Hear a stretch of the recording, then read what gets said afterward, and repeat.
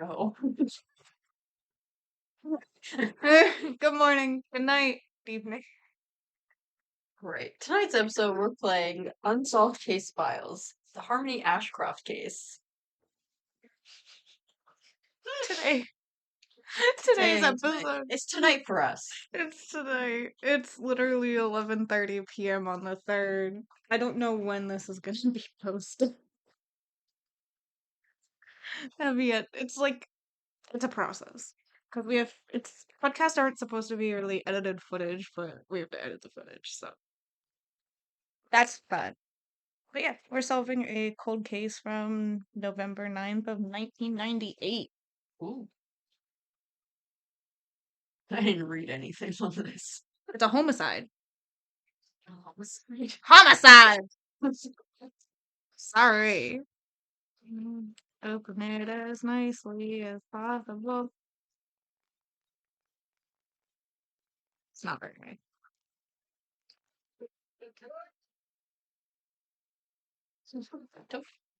The bad ears. Look at what you did. You don't want to attack them. But not a toddler. Get up here. Okay. Am I gonna get sent to jail since I'm touching the case file? We're detectives. No. Nice job. I'm trying not to take it out with brute force. Sorry. So I got The one thing I'll say, this packaging is really cool. yeah, the package. So this one's gonna be oh. Okay, so these go over there. We're not allowed to touch those until we finish the objectives. Okay, so I guess from the looks of it, I like how that's the only evidence we have is photo. So it's an actual file. So it's set up kind of like how a cold case would be as you would find in the detective area. So it's sealed in the bag thing. An evidence bag. An evidence bag. If you can picture what that looks like. Did it go cold and did they even search? Oh, they searched for 6 months and gave up. Because it was sealed. It was sealed May 8th of 1998. And the seal date. Wait. The seal date was November 9th, 1998. And then I guess the homicide was May 8th of 1998. I love how I can't speak. But it comes sealed in that bag, and then it has all the evidence in an actual file. And then there's also envelopes. They say bonus envelopes. And then you have to open them when you finish the objective. It's at hand. There's an evidence folder, and then there's literally documents. So it's not really gonna be. It's not gonna be the same as the other ones. It's gonna be more, instead of an escape room, more like an actual detective. Yeah. So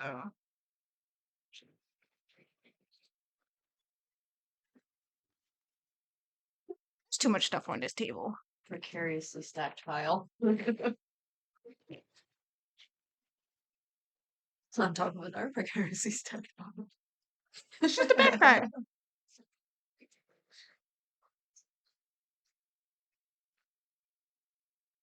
The dog's trying to make an appearance. Literally. Do you say hi? Do you say hi? You say hi? Can you speak? Roof? Speak. Roof? You got a tail wag. We got a tail wag. Can you speak? Roof? No. Speak! Roof! Can you speak? Roof? You go girl. Roof? Okay. You say hi? You say hi? Hello. That's Cosmos. Cosmos says hello. Obviously. Okay. Excuse me, I'm still getting over sickness. So we got a picture Of the victim. of the victim. We got. Should we open the evidence first so we know what we're working with? Sure. So we have document. They have a lot of documents.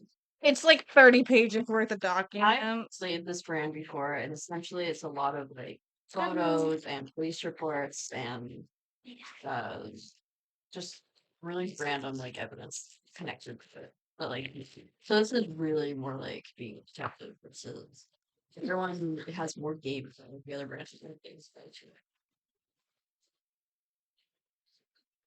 Huge stack Ooh! of photos. There's a magnifying glass.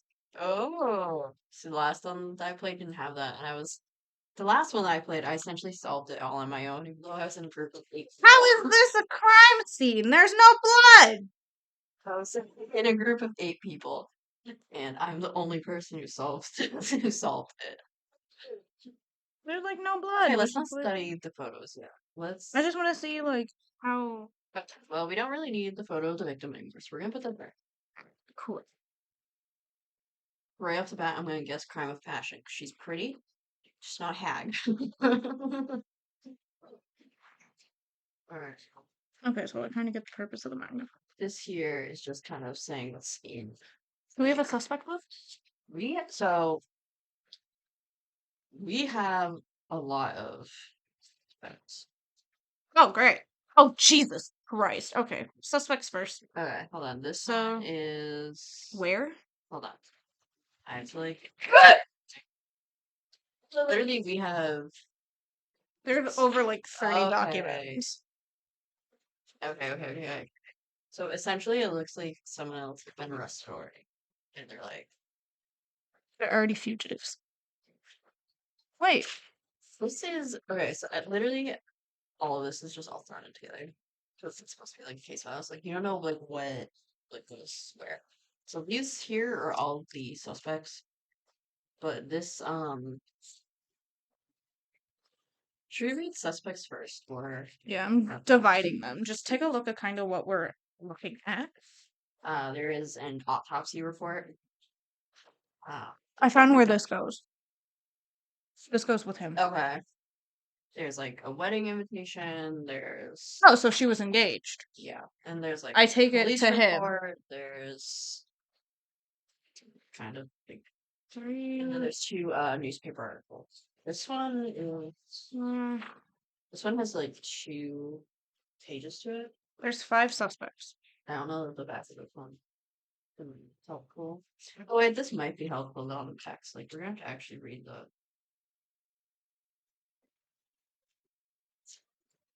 I'll do the just talking about first. the guy that they did arrest real time. I'll do the first 3 and you can do the last 2. Oh no, do we have to actually take notes on them? No! It's Alright. not very detective like that. Well, so first suspect is Christian Peterson, which looks like the dude of the great engagement photo. Great photo. The engagement photo. And it's a witness statement. What is this? Oh, it's the interview. They have the interview notes. Yeah, Harmony and Christian. 5/8/1998 at 8 p.m. is supposed to be their wedding. Christian Corey Peterson. The address, the home phone, driver's license. Age 28. 6 foot. Jesus Christ. 6 foot, 180 pounds. I feel like we should keep track of height and weight just in case someone describes that as something. No boy. Like I said, precarious class. No scars, no military, no martial arts, no firearms, no prior arrests, prior felonies, no warrants, no one. He's not under investigation. So why is he in our pile? He's a husband. Oh, he's not under their. He could be under our investigation. So I would just kind of take note of height, weight, and then he like what they say he so like this stuff right here. So firearms, no, combat, no, like stuff like that. just so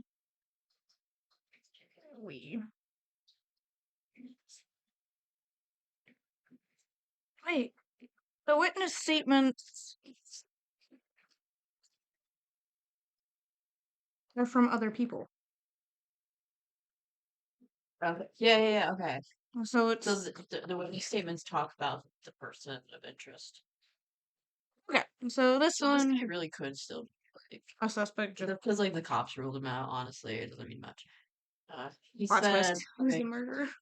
he said, Harmony and I went to the parking lot to check the Land Rover for my parents' presents, but they weren't there, so I drove home to get the presents and left Harmony in the parking lot to return to the party. She was 50 feet away from the door when I left. Police apprehended me at my home when I was picking up the presents. So she got killed on her wedding day. She got killed on her wedding day. That's what it sounds like. 5/8/1999. 1998. She Sorry. got killed on her wedding day. That, That's brutal. That's brutal. so if an X is involved, gonna have fun with. And then it says he even like has his alibi here. Like he Oh, wrote down like this person can alibi me. this is Harmony's friend. What's her name? Hold on. Harmony is the victim. No. Denny Rogers.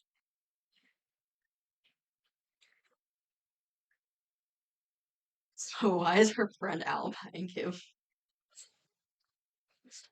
Just like how she knows him. Oh, he's friends with her.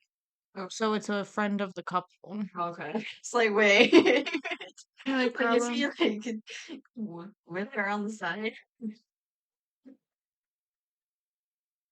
Okay.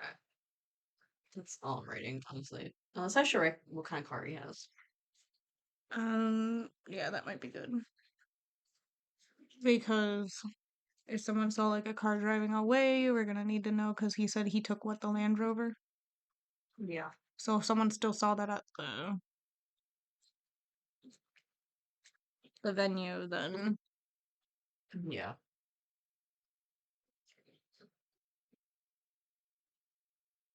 okay. So the witness statement for Christian says Harmony has been my friend since college. We have always been very close, and that's why her murder is such a devastating event in my life. I was there on the night that Harmony and Christian first met. Harmony and I were at a nightclub enjoying a rare night on the town. We were both in grad school working pretty hard, so it felt good to get out and spend an evening doing something other than writing papers. I should state she's a child psychologist. She is? Jenny? No, the victim. Oh, Harmony. Yeah. Okay. I don't know if that's gonna have any bearing or not. But I it saw that. but it was a typical night at a nightclub. Guys were difficult to deal with that And night. alcohol and grinding. Guys, guys were difficult to deal with at that. Smoking as someone who's never been to a nightclub. Neither of us have. Uh, with all the corny jokes and come-ons, then along came Christian. He walked up to Harmony, took a seat, and smiled.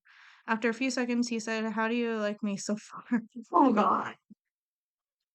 We all burst out laughing. It was like he somehow knew how rough the night had been, and he was determined to rescue Harmony from it. You all just why didn't you all just leave? I mean, it was that bad. Exactly. Like, why didn't If you you're not just having leave? fun, come on. Wasting your time. And that's what Christian was to her, an escape from ordinary guys. He was exciting to her, and of course, he had her wrapped around his finger. The engagement party. Yep. The engagement party started off lots of fun until the argument. We both just they were supposed to be presents for. This was the engagement party, not the wedding. No, but it says like Yeah, I thought that.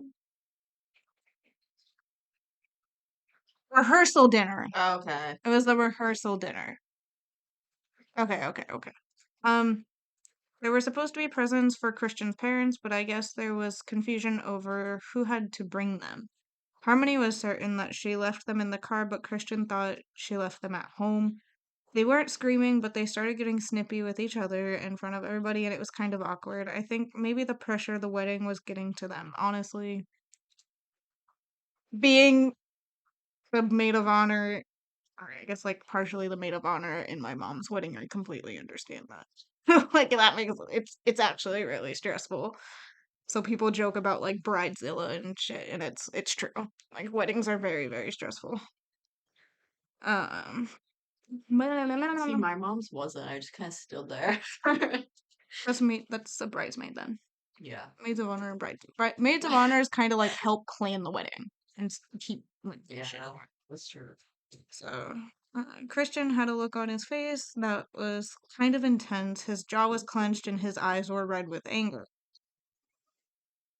I can just see like, So I'm sure like a devil still like just or like the the fire coming from eyes that come out of the darkness where you see nothing else and they just start glowing. like on the Haunted Mansion right at Disney. Like, yeah. They left the party together to see if the presents were in the car. You got the feeling that the argument probably continued outside as they left. When they left, you could hear a pin drop, so it was silent. Yeah, so everyone was like, "What the fuck?" Then her sister told a joke like, I can see Harmony inherited her memory from mom. This lightened the mood up a little, and people got back to normal until the busy boy came running and saying Harmony is hurt in the parking lot, and we all rushed out at once. So she didn't see anybody leave. Like she didn't see Yeah, anybody. so she's saying, Oh, okay, why he would do it and when. so he's not. That's not an alibi then. That's just related It's a to. witness statement. Okay, so it's not like Um, specifically an alibi. So I'm gonna cross that out. my initial reaction was absolute shock. Harmony's brother is in med school and started trying to do CPR or something, but we could see she was already dead. I'm still in shock. We told police Christian killed her, but nobody actually saw that happen, so it could have been someone else. I mean, you gotta think like it's a whole like venue of people. Like it must be so easy to like slip out too. Harmony told me about a few weird guys at work, a stalker and some deadbeat dad. You should check them out as well. Talk to her office manager, Cheryl. I don't even know what to think right now. I love when she says, "We all said that he did it, but you should check out these people as well." So Yeah. I'm just saying. And then there's a interview. It's the transcript of the interview. Okay. Um, so the detective asked, or please state the name for the record. He stated his name. How do you know? Oh, how does he know the victim? Okay, so they're talking Christian then. Yes. Okay. Um, she's his fiance, supposed to get married tomorrow morning. So it was the night before the wedding. Okay. Detective asked, I know it's difficult, but can you tell me about where you were and when you learned about the death? He said, I was in my house when the police came storming through my front door. There must have been 20 of them. I didn't really know what the heck was happening, to be honest. I thought it was some kind of joke until one of them tackled me and slammed my face against the floor. They thought I killed her. It wasn't me. Obviously, it wasn't me. Do you, what other leads do you have? I know 2 or 3 people you need to talk to. Oh boy. Detective said, let's back up a Major little. deflection, honestly. Let's back up a little to the argument. Do I need to remind you? He says, yes, Harmony and I had a little disagreement over what happened to the presents with my parents. Detective asked, was it a common thing? Did you guys get into a lot of fights? Christian says, well, I wouldn't call it a fight. It was just a disagreement, that's all. The That's what they all detective say. says, you didn't answer my question. Was it a common thing? Christian said no. Uh, Detective asks that he doesn't have issues with the temper, and he says, no, I don't. Detective asked, has he ever hit her? He said never. I can like just picture all of it so clearly. It's just like I this stone know. guy with just like his arms crossed. Just like no. I said no. He said never. He said never to hitting Harmony. Never. Uh, Okay, I can see that one. He's being like what the fuck, like never. But everything else, I'm just like no. I said no. Uh-uh. Detective said, for a guy with no anger issues, you seem pretty hot under the collar. And he said, my fiance is dead. I was supposed to get married tomorrow, and now I'm just sitting in this box with you. Why are you questioning me? We're wasting time. You think I'd just get into an argument with her in front of both of our families and then take her back and kill her? And People then do. The detective asked, then who did? And then Christian said Ratcliffe, the guy at the God. clinic. The guy at the clinic, he'd been stalking her. Why are you not grilling him like this? And the detective said, interesting. Like honestly though, bro, like they're gonna be grilling everybody connects with this. Like, There's more. but you're literally like the fiance, like you're gonna be the first You're person. gonna be It's always there. like Christian said, or maybe that psycho Navy guy who lost his kid. I don't know his name, but he blames Harmony for losing custody over his kid. He was a deadbeat, but I told her not to testify. It was too risky, and she didn't care. The detective asked, "Had you ever met either of the guys?" And Christian said no, but Harmony painted a pretty good picture for me. She talked about how the one guy was stalking her, calling the clinic, coming down, making threats, and other guy with the son, he's a psychopath. He has PTSD or something, probably. I can't believe that. I can't believe I did that. And then detective says, I'm sorry. Christian said, I should have done more to protect her. I knew that guy was stalking her, but we just thought after a while he'll run out of energy. I should have done more. I should have never let her stay there on her own like that, especially knowing some creep was after her. I swear she was like 50 feet from the door when I left. Were there footprints? Do you know where the killer came from? Detective said, How would you describe your relationship to the victim? Christian said, Excuse me. Detective said, Would you describe it as healthy? Were you both happy? Christian said she was my everything. Detective said, What I'm asking is, and then Christian cut the detective off saying she was my everything. Detective said, So there was no abuse, no control issues. Christian said, Abuse, are you listening to me? Are you crazy? I wouldn't hurt her for anything. As for control, I just wanted Harmony to be Harmony. That's all. I didn't need to grow old together. oh my god. I didn't need to control her. He can't be controlled. I just wanted her to be who she was forever. Wanted us to grow old together to death to us part. Detective said, Till what? Oh my god. Christian said, Till death do we part. It's a stupid thing we say to each other about the wedding, but now. Cries. To be fair, that's like part of like the That wedding. is a Like wedding. Like, that's part of the vow. well, granted, like, granted, that's maybe not be the best thing to like say to a detective when you're being grilled for murder. That's Christian, and then I gave them out in order. So your stack is in order. Okay. So honestly, I don't think she did. It's just like his demeanor. Yeah. Like he genuinely had Am I reading? feelings. No, they're in order. Oh. So I have first three. You. Oh, well. Cosmos, come here. Sorry, you're gonna hear us yelling at the dog a lot. She's a little bit of a pain. Just a little bit. She's just hyper. Hyper, but decides to get in the trash. Her nose was on the trash. So. Anyway, so this is the dude that the fingerprints? Okay, that's the guy that they arrested. Hold on, because there's a newspaper article on, like, on his arrest. Should we read that first or no? Oh, wait, I lied. Wait! Do we not know who that one of the guys is? Do you want me to read this first? Oh, it's his nickname. Never mind, we're good. William Joseph McBride. Okay. I would read it after. Okay. So this is like about like they arrested him.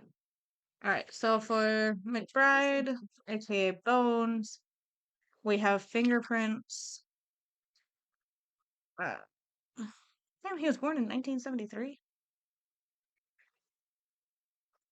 He's 6'2". Where do they find these tall people? Excuse me, as I have the hiccups. Cool, lemonade.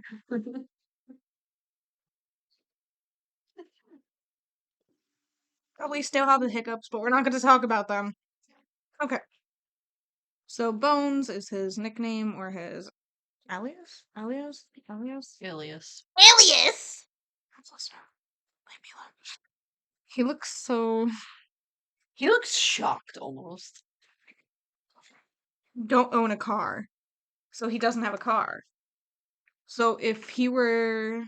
I don't think he would be invited to the wedding or the rehearsal dinner.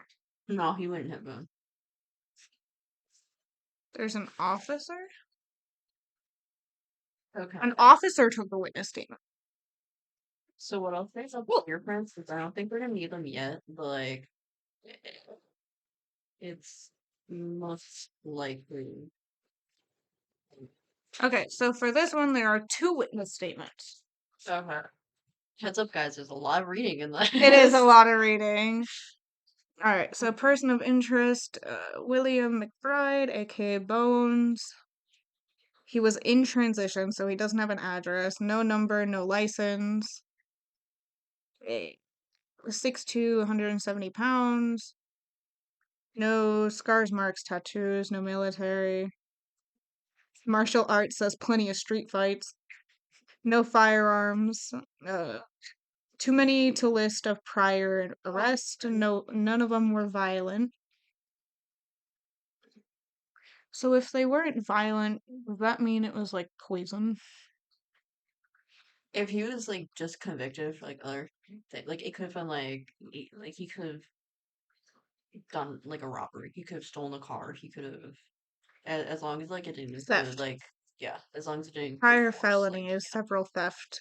None outstanding warrants. it could include poisoning, but Because like if you look at the picture of the victim, there's nothing on her. There's no blood.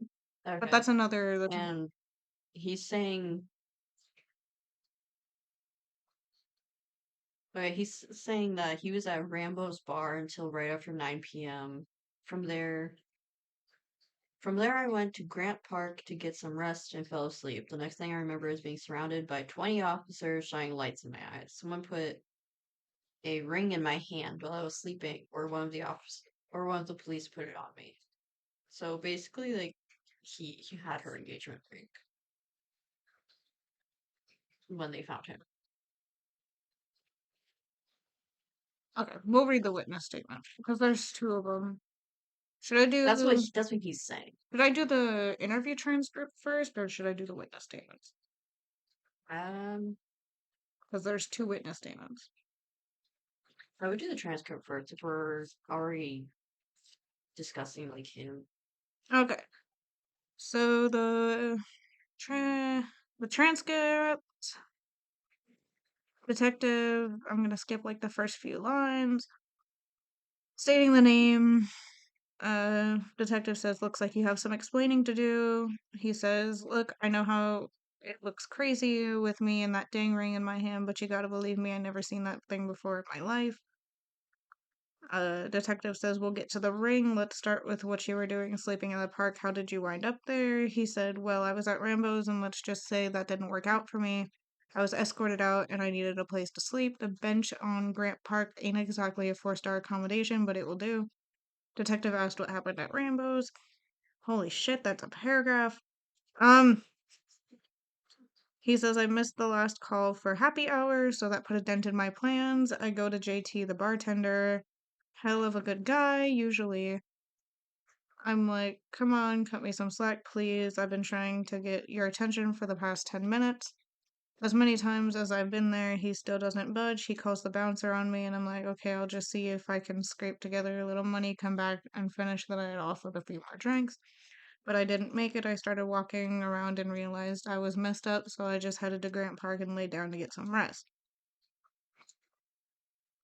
Detective asked what time it happened. 9:15. Detective said, then what happened next? And he says, next thing you know, I'm getting a wake-up call from Riverdale's finest. I guess I had a ring in my hand. I remember it being there, but I swear to you, I don't know how I got it. You need to investigate the officer. It must have been him. God. Detective says, is that a common thing for you, waking up with items in your possession without having any idea that they got there? William says, let's just say my drinking is a common thing, but killing somebody like that lady, that's not my style. Please, you gotta believe me. Look, I've been in the joint before. If they lock me up for killing that pretty lady, I won't last more than a week. Essentially, he's an alcoholic. He's an alcoholic. He's like, I'm an alcoholic and I'm a thief. I'm not a killer. Literally. Detective asked if it was possible that he stole the ring. And then he says from that lady, look, I told you, I'm no Boy Scout, but violence isn't my thing. Detective says, I'll level with you, Bones. It doesn't look good for you. You were kicked out of the bar at 9. At 10, police picked you up with her ring in your hand. That's plenty of time to leave the bar, walk over to Tooley's to rob this girl, and take the ring. And he says, I wouldn't do that. We just gotta also keep in mind that he was under the influence. Like, he was drunk. So he might not even have a memory on what happened. Yeah. Detective said, Look, I know you didn't mean to kill her. What happened? You get into a little scuffle and there was an accident? He says, No, not at all. That's a lie. I've never met that girl in my life, and that's the honest truth. Detective says, As soon as you start telling me the truth, that's when things are going to get better for you. If it was an accident, I get it. Work with us and we can get this down to involuntary manslaughter. You'll be out in 18 months with good behavior, but only if you cooperate with us right now. You're looking at life behind bars. He says, It wasn't me, period. Look, do I get a lawyer or something? And the detective says, Your lawyer's not here yet. He says, I suppose I shouldn't talk until they get here. Detective says, You don't have to talk at all if you don't want. And he says, Okay, look, I told you, I don't know how the ring got there. You believe me, right? Detective says, Bones, you seem like a charming guy, and I know you've gotten used to charming change out of the good folks here in Riverdale, but this is a pretty rough bind that you're in, and you're gonna need more than a little charm to get out of it. I'm sure we'll have more questions for you later. We'll be in touch. Okay. Right. Oh, great. I'm gonna have fun with the cursive one. The cursive. Oh. Okay. Um, so do I read the officer's statement? Okay, so he's actively in prison. Is he in parole or prison? It's just saying that he was arrested and Because of the murder? yeah. It says a 24-year-old man named William Bones McBride has been arrested for the murder of a local child psychologist named Harmony Ashcroft. According to law enforcement authorities, the assault took place after a demand for money and was in a brief struggle with the victim. It also appeared that the victim's engagement ring was taken during the course of the violent encounter. It appeared that the assailant's motive for the attack was monetary. McBride has a long history of petty crime in Riverdale, and all our evidence indicates that he was trying to get money and/or valuables from the victim and struck her in the face with a blow so powerful it caved in her skull. He was then able to easily take the victim's engagement ring from her and flee on foot, said Police Chief Brock Inman. He adds, This is a scenario we've been seeing more and more across the country wherever you go. Of course, it's more common in large urban areas, but even a small community like Riverdale is not fully immune to such things. Our hope is that by catching this killer and putting him behind bars, it sends a message to the next guy and keeps our citizens safe. Um, about 30 minutes after the time of the murder, McBride was found in Grant Park with Harmony Ashcroft's ring in his possession. According to police, McBride offered no explanation for how he got the ring. After a detailed assessment of all suspects, witness, and evidence available, it became clear that we had identified the assailant. He was found with the victim's engagement ring in his hand 30 minutes after the murder. I mean, it's pretty obvious, said Police Chief Inman. Yeah, he sounds like a great guy, honestly. The police chief goes on to say, as tragic as these kinds of situations are, at least identifying the assailant and seeing him brought to justice gives family and friends an opportunity for closure. McBride is a lifelong resident of Riverdale. He spent his early years as a day laborer for Eagle Temps. He had also been briefly employed as a janitor in Ralph's Cafe and a driver for Rusty's Pizza. When asked for comment, McBride denied any involvement in the murder. Ashcroft was also native to Riverdale, and she attended Riverdale Elementary School, Howard Taft Junior High School, graduated third in her class from Riverdale High in 1990. That's pretty useless. The It's just saying that he got police a. chief sounds very, uh, he sounds wonderful at his job. I'll say that. I'll leave it at that. What I don't understand is how the case is cold and they arrested So somebody for it. my guess is that like he was arrested, but they either couldn't make it stick or something else in here. Because there is another newspaper article, so it's possible that one came after and was saying like they'd arrested somebody, but But basically, that's just like the first article about suspects saying like this person was arrested. Basically, don't panic. Like we have this person. Okay. So, first witness statement is from the officer, which I guess was there at the scene. Uh, so Oh, his name's officer Grayson. Haha. Officer Kent Grayson, He's probably gonna be awful. he says the suspect was an individual we've had many prior encounters with. His name is William McBride. He is known as Bones. McBride has been spotted many times sleeping in Grant Park or in various public places around town. His priors consisted mainly of public drinking and disturbing the peace. It was 10 o'clock when I approached the suspect with the intention of waking him up and telling him to move along, but when I saw something unusual in his hand, I immediately contacted my captain at the station. He told me to place the suspect under arrest for murder while he called for backup. He already has. If he's sleeping, you see something in this guy's hand. So his hand's not clenched or anything. His hand's just open like this, and there's just a ring just That's sitting why in I'm his sitting hand. here like, did someone put it on his finger? Like, what the fuck? Like it's just in his hand. Like so he just passed out with his hand open, holding a ring out. Literally. Oh. Spare change. Spare change. Spare Rings. change. Oh god. We had been aware that a murder had taken place that night and that a suspect was at large. By the time Mr. McBride had woken up, the backup had arrived. He seemed quite disoriented.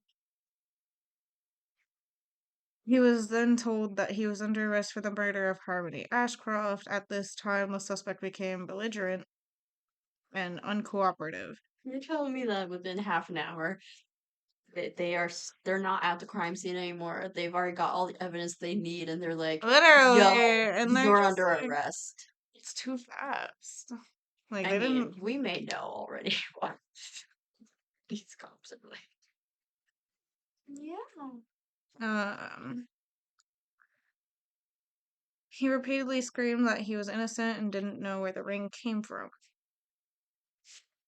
I'm inclined to believe that simply because of like You're stepping the fact that they just found it like in his open palm like that. I mean, Or like, how else would it be? Would it be like, cause like his hand like off the bench and it was just like in his grasp or something? Like, you're telling me he was asleep and had like a good grip on this ring to where it was still in his hand and not like on the ground.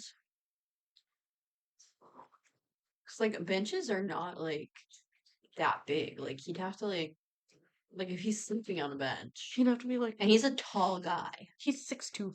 Yeah, so he's basically like curled up. And you're telling me that like like the hand under his head, maybe? You're telling me all of a sudden there's just a ring? Like that's Or like his arm is off the bench, like hanging off the. then the ring would likely be on the ground. I'm like like that alone, I'm like, there's no way like that this guy like No.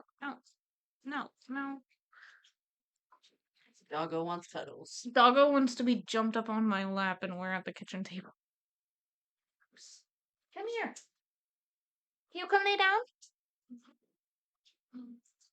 Lay down. Come here. Lay down. We need to put the pen. Plot twist, gotta put the blanket underneath the table. Oh boy. Second witness statement.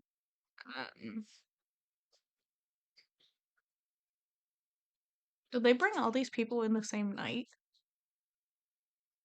Within half an hour of this murder, they did a lot of work. 5-9. Honestly. No, this is the next day. Okay.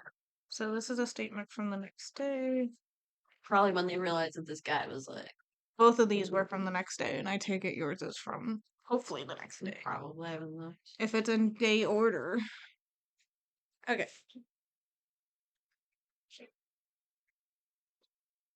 Wally Bryson.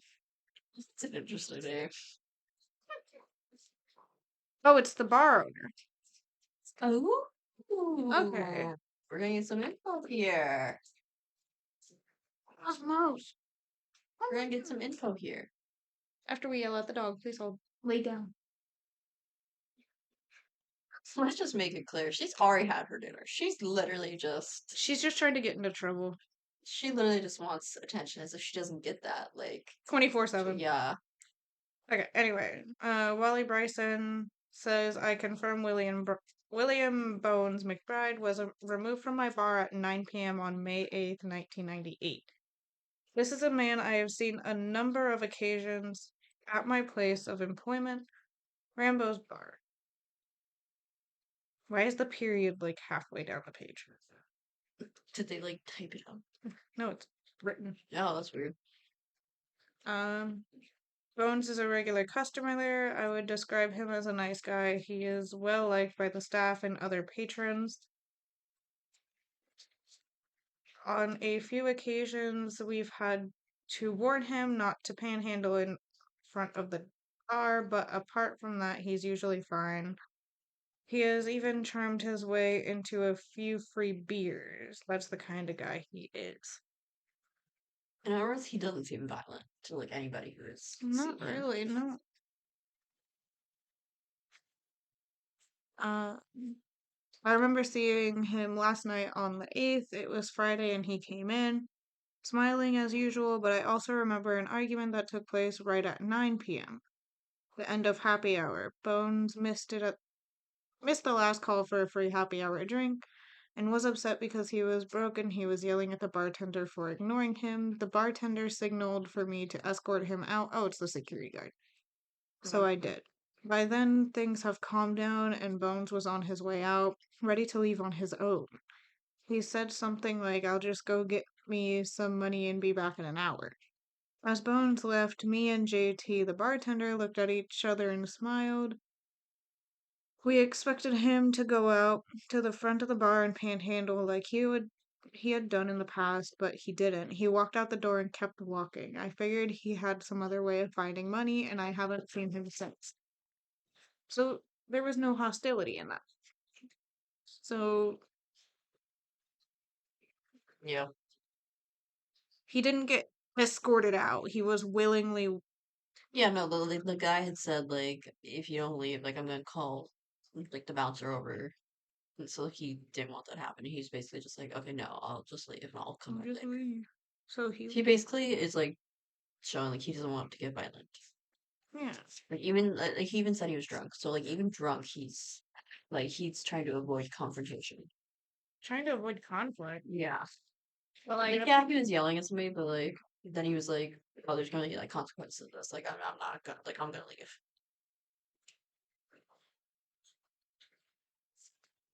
yeah, It just doesn't sound like he's like it doesn't sound like he's yeah, like it.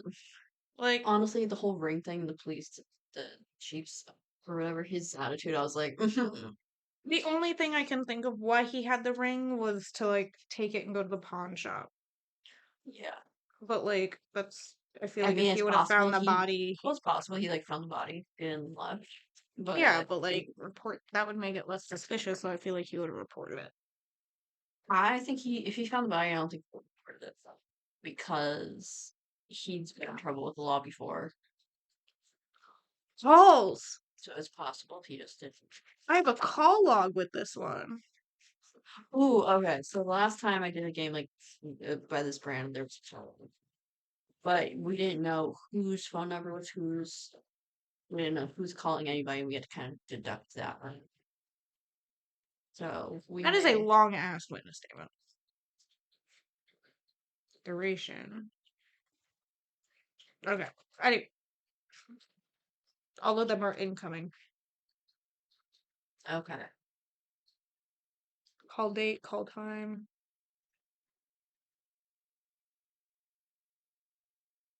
Oh, I didn't have to write that guy's name down. I accidentally wrote the bartender's name down. Subscriber number, received number. Subscriber number received calls from this number. So this is just a certain number. It's just matching them. Okay. Actually, the phone numbers are on the witness cards. Oh, are they? Yeah. Okay. What's this guy's name? Ratcliffe Rex. Just do Rex. Okay. He has a car. He's employed. Alright, so let me match. You like Cook is over though. That's where it says where he like what he says. Home the whole time, got home from work at 9 p.m. and stayed in my apartment. Straight to the point. We love that. He sounds like he loves the police. Landlord says landlord is the confirm your whereabouts, so he has an alibi. At least listed. If you want to give me the I'll just break down. I want to find his phone number. Okay, hold on. We'll go with the phone numbers in a second. No, like I'm literally just matching this one to see like is he calling or is he receiving calls? Oh, because like it's definitely like his number on there. 463-555. So these are calls he made out. Oh, okay. So these are calls that he received out or that he made out. No. Whose call log is this? Dude, that's what I'm saying. Like some of them are like Do they not have a cell phone? So it's not it's only 5'9". literally like a 1 inch. 225 pounds. He doesn't have one. And here's the one. Was there a page on the victim? What do you mean? Like a page with information on the victim? Um, don't know. Like, I need to know. I feel like okay, so that's so right there. That's her autopsy. That doesn't tell me her phone number. No. Shit. Okay, no. I need to know who's like. I'm not stealing your witness cards. Wait, no. I need to know. So there's a map. There's like this here. There's newspaper report. I don't think it's gonna tell us anything really about her. It's basically Oh, release forms. Custody documents. what is this? Custody documents. Oh, this is from the Bones. Bones custody documents. okay. So I'm not gonna read these. I just want to look at the numbers. Okay, let's do that after. No. Because we're gonna have to. I'm gonna need to like write down. I'm gonna like. I just want to know who he's making calls to. Like, I'm not gonna sit here and read them out loud, and I'm not gonna sit here and read them.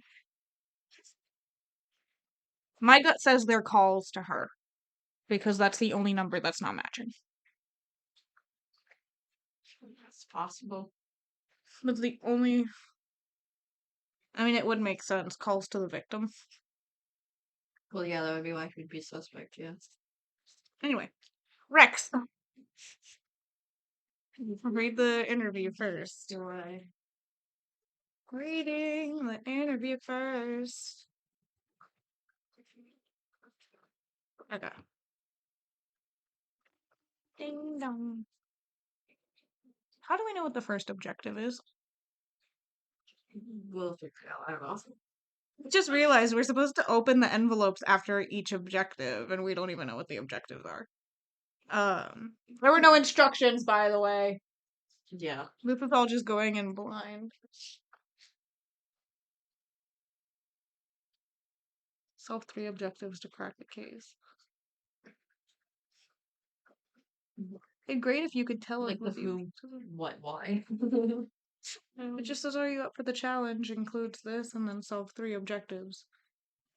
Quick. We'll figure that out then. Anyway, the interview transcript. Give me a second. Hold on. Never mind. I just realized it's telling me like what their dominant hand is. Oh. Skull fracture is on the right side of the body.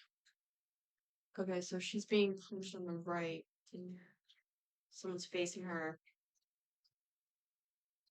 Okay, so he's a suspect because he's left-handed. I mean, Like in order to like, because you would want to use your it's the size. It's the side. yeah, but you would want to use like you would automatically go to use your strongest hand. Blunt force trauma to the right eye and exterior scalp. Does that say exterior? Anterior? hold on. Let's look at that inside. And also, I've just realized if you really want to look at phone numbers and shit, he could have been calling anybody who would have put their phone number down as like an alibi witness person. It's like right here where it's saying individuals who can confirm your whereabouts the day and time of the incident. This guy said he didn't know. Mrs. McCoy, the real McCoy. I don't know. You know, I'm referring to. Oh, never mind. No. Neither of mine match for alibis. Okay.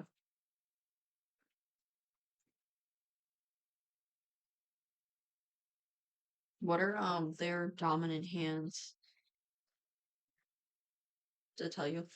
Where the front Um, it front would be page? right after like their shoe size and their height and everything. Left. For Husband. husband's left. Left. McFry. Oh, they are both left. Okay. Yes.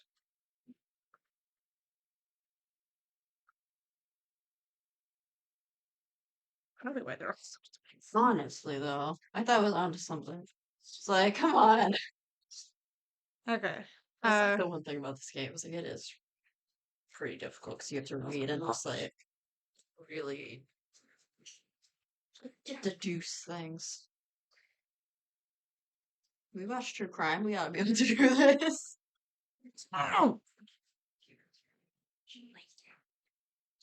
No, Spanish is not.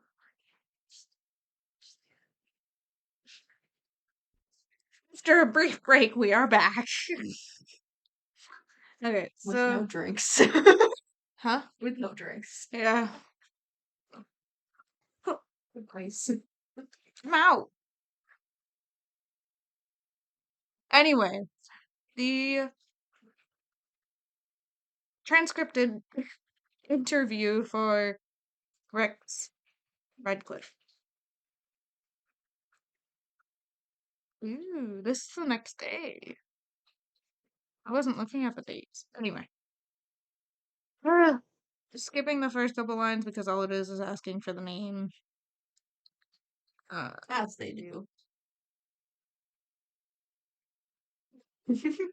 Detective's just like, were you born on this day and this year? They didn't do that with her the other ones. Okay. Is it the same guy? Like, no, it doesn't matter.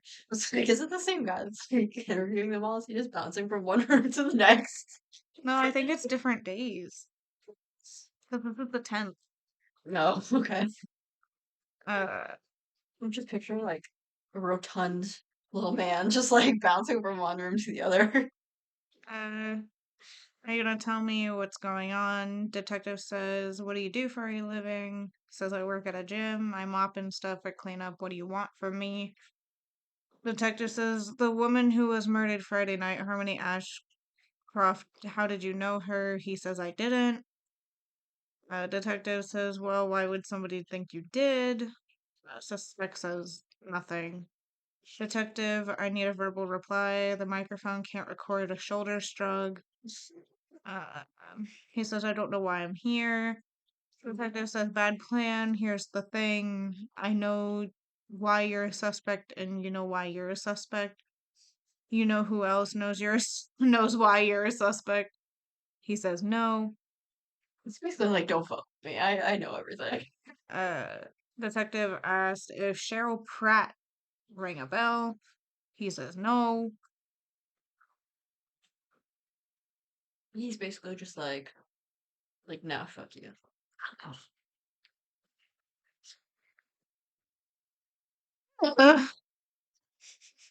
Detective says, well, she has a pretty good idea on who you are. She's the office manager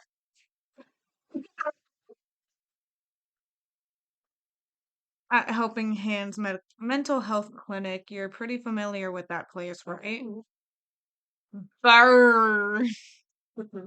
He says, I don't know. Detective says, what was that? He says, it doesn't matter. Now does it? Detective says, because you killed her. No. He says, no, because she's dead. I had to let her go. Detective says, talk to me, Radcliffe. Stalker? Why did you need to call that place so many times? He's calling He was calling he's calling the the mental health mental clinic. health clinic. Do you need me to pull out a call log to remind you? Don't play stupid. He doesn't say anything. Detective says, okay, here we go. April 27th, 5 calls. April 28th, 3 calls. 29th, 3 more calls. And 3 more the next day. That's starting to sound familiar to you? Holy shit. Fucking Christ. It's like a whole short story here. It is. It's literally twice as long as the other transcript. I mean, it sounds like the cops just doing all the talking. Radcliffe says, I was calling because I needed help. She's a therapist and I needed help. Is that illegal? I just wanted to see her before, and then he trails off. Okay. So he's calling He's her place calling of work. her place of work. Okay. Glad we got that figured out because I was gonna go crazy. Detective says before she got married, you couldn't let another man have your precious Harmony, could you? Maybe it will jog your memory if we fast forward to the last few days before the murder. May 6th, 8 calls. May 7th, 9 calls. He says, That's honestly. so I called our office, don't make me a killer. Detective, it makes you a stalker, though, doesn't it? May 8th, the day of the murder, you called 10 times, Radcliffe. You called 10 times, but they wouldn't pick up, would they? He says, I needed help. It was too late. I needed help. I needed help from Harmony. You wouldn't understand. It had to be her. It just. You wouldn't understand! Oh my god. Detective says, just say it, Radcliffe. Say the word. Stop talking in riddles and just tell me you killed Harmony. He says, no, I didn't hurt anybody. Detective says, say it. You left work and went to the clinic. He says, I needed help. I needed to stop the pain, stop the voices. So he's insane. So he's like schizophrenic or some shit. Yeah. Detective, then you followed her to the restaurant. He says no. Detective asked, you waited in the parking lot outside Tooley's, didn't you? Just waiting for waiting for your chance. How many hours were you hiding there, Radcliffe? That's exactly what I said happened too. Someone was hiding there and came out and murdered her. What was going through your head? He says, I didn't do. That's not what happens. Oh boy. Detective says, when she walked out the back door, your moment arrived. Tell me, Radcliffe. When her fiance left her all alone back there, did you try to talk to her first or did you just attack? And he's like, no, it wasn't me. Detective says, stop playing. We talked to Cheryl at the clinic. You're lying. Radcliffe says, stop yelling at me. I wasn't there. Detective says, just say the words. Tell me what really happened and we can get on with this. You can get a lawyer, put together an insanity plea, whatever you want, but this isn't helping you. All this lying, it's not helping you, Radcliffe. You're not fooling me. I can only imagine this going through. He's literally like, I would start sobbing uncontrollably if this is how this was gonna go with me. I can't help getting yelled at. I mean, there are also like so many other ways to go about an interrogation. Especially for like a schizophrenic person. Yeah, who clearly is like not medicated. He's honestly insane. Anyway, it continues. Radcliffe says it wasn't me. I needed her help. She's a therapist and I needed her help. Detective says, I know you killed her, Radcliffe. You can't hide behind all the psychotherapy bull. You could have found another therapist. We know you showed up at the clinic threatening her. Just tell me you did it. No more screaming, no more games. We'll get you help. Radcliffe says, I tried to get help. I tried to make the voices stop. I saw Harmony in the brochure and I know she could make my mother's voices stop. Oh. Dun, Are we dun, getting dun. some like Norman Bates shit here? Uh, Detective Radcliffe, what happened that night? Talk to me. Radcliffe says, I told you already. I was at home the whole time. My mother was murdered. My mother was murdered on May 8th, 1978. My stepdad hit her in the face with a baseball bat. I found her. Looked it up, you'll see. Harmony looked just like my mother, and I had to hear her voice. Oh my god. God. He doesn't own any arms, right? Okay, but he literally just said that his mother was murdered with a baseball bat to the face, right? Let's look at Yeah, but he how doesn't have Harmony anything. but let's look at how Harmony I know, that's was why I'm killed. sitting here like. That's A why. skull fracture. But he's saying Harmony looked like his mother. So that's why he kept calling. Uh, Detective said, you better hope it checks out. Is there anyone to confirm you were home? He says, no, I was alone. Miss McCoy, maybe, I don't know. They ask, who's Miss McCoy? He says, my landlady lives underneath me. Detective says, this isn't a time for guessing, Radcliffe. Will your landlady confirmed that you were at home all evening long, yes or no? He says, I think so. I don't know. Don't know how good her memory is. She's old. Detective says you better hope she can. Next time I bring you back here, I'm not going to be so nice. He was nice. Nope. All right. Witness statements. And then I have to look at the call log. I mean, it kind of like explained. Yeah. Holy shit. He basically, I mean, like, are they all the same number? Yeah, it's from one Yeah. number to the other, like specifically. So that's a lot. 56 calls from the 27th of April to the 8th of May. Within 4 days. That is wild. Okay. First witness statement from Cheryl Pratt. Why does that name ring a bell? Because they just mentioned her. Was that the clinic? That's at the clinic. Okay. Sorry. It's already been an hour.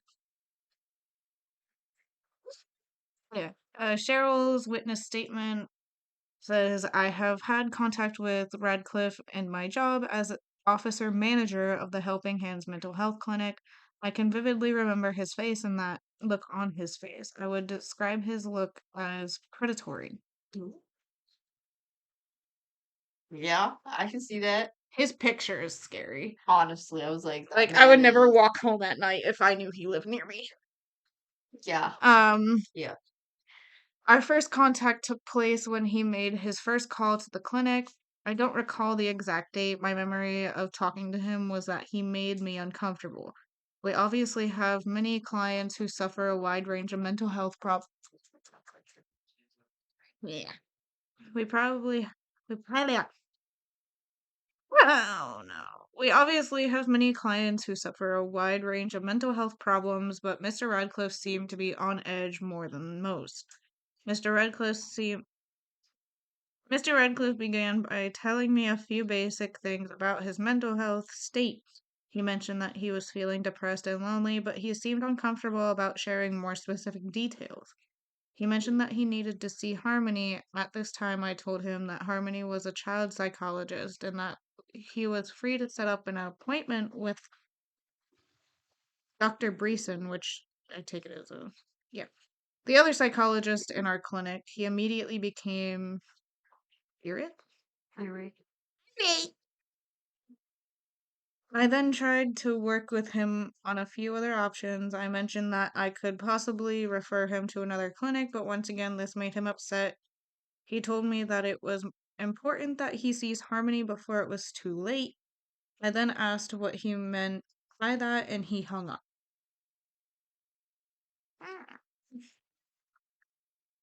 Next page! Jesus Christ. Approximately 30 minutes later, he showed up at the clinic. Although he did not immediately identify himself, I knew it was him. At this time, he angrily approached the desk, demanding to see Harmony. He was now becoming loud and disruptive. Dr. Breeson came out of his office saying, Is this man causing a problem? Once Dr. Breeson appeared, Mr. Radcliffe seemed to calm down a little. No, I said, no, everything is fine. At this point in time, Mr. Radcliffe no longer seemed to be a threat. Mr. Radcliffe then said something like, I'm sorry to cause any problems, but I really need help, and I need it from Harmony. After I explained to him that this was not possible, he turned and left. Dr. Breeson and I watched him as he left the clinic. I seem to recall Dr. Breeson giving me a shoulder shrug or some kind of sympathetic gesture. I think he then said, I guess that's the end of that. But calls kept coming. Once again, I tried to suggest that he sees another therapist, but he was very insistent that he sees Harmony and only Harmony. She needs to see me, was all he would say. He kept calling all the time for the past few weeks. I asked our phone company to fax a report of all the calls we got from him, and they were increasing almost every day. There was another incident that took place in the parking lot on the day of the murder. Someone in the parking lot reported a car coming by and a man screaming from that car. Probably his car, yeah. There's no type of car, though. At this time, I was not comfortable driving home on my own. After calling the police to report the incident, I called a friend to pick me up. So, That's smart. Bones doesn't have a car. Yeah, he didn't. So that's another thing that doesn't really line up. What I also think we're gonna have to This do. guy also sounds like he's a threat when he's alone with women. Anytime there was a man that came into this conversation, he was more like argumentative, maybe still, but like not. Because, like she even said, he felt like he was a threat to her until a male doctor came out and asked what's going on. Yeah. I also feel like this is gonna be a little bit later after we're done reading all the suspects. But the map you have, Yeah. I feel like we're gonna have to map how long it will take Yeah, that's a good Bones to point. get to the crime scene, because if That's it a was good 30 point. minutes after the crime scene, that obviously wouldn't be him because we're supposed to be proving him innocent. So that's gonna be one thing we're gonna have to do. So there's one. So I'm gonna end up having to write down these people's addresses. I don't think it goes that far into detail on the map. Sure. Anyway, second witness statement, and then Kylie is gonna go through hers. Oh yeah, it just has like their houses, right? Louis McCoy. Wait. Okay.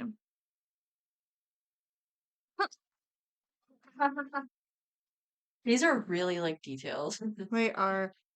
Alright, so McCoy's statement says the first time I met Mr. Radcliffe was when he came to arrange renting the apartment above me. Oh, is this the landlady? Yeah, okay, yeah. I immediately noted that he seemed very uneasy, but I did not find any problem with his past that would have made him ineligible for rent. He didn't have much of a rental history, but at least we were not made aware of any It's in cursive. priors.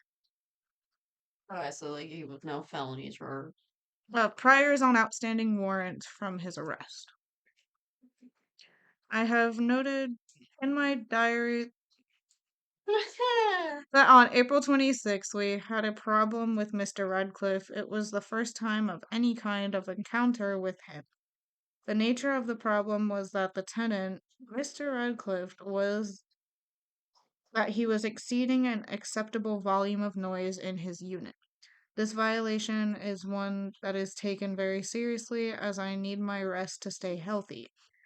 I don't know how old she is. If it's the tenant, then she's old. that's the landlady, she's old. Prior to this situation, we had never had a major problem with Mr. Radcliffe. There were a few occasions of loud noises that I was able to hear, mainly due to being located directly under his apartment, but none of these occasions required action on my part.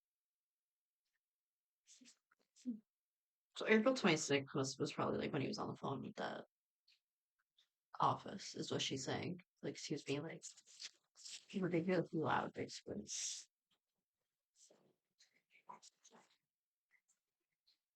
It doesn't go back to the 26th. Ooh. It goes to the 27th. Could have been starting to argue with his like mother's voice. I mean, the guy definitely sounds like an unmedicated schizophrenic. Yeah.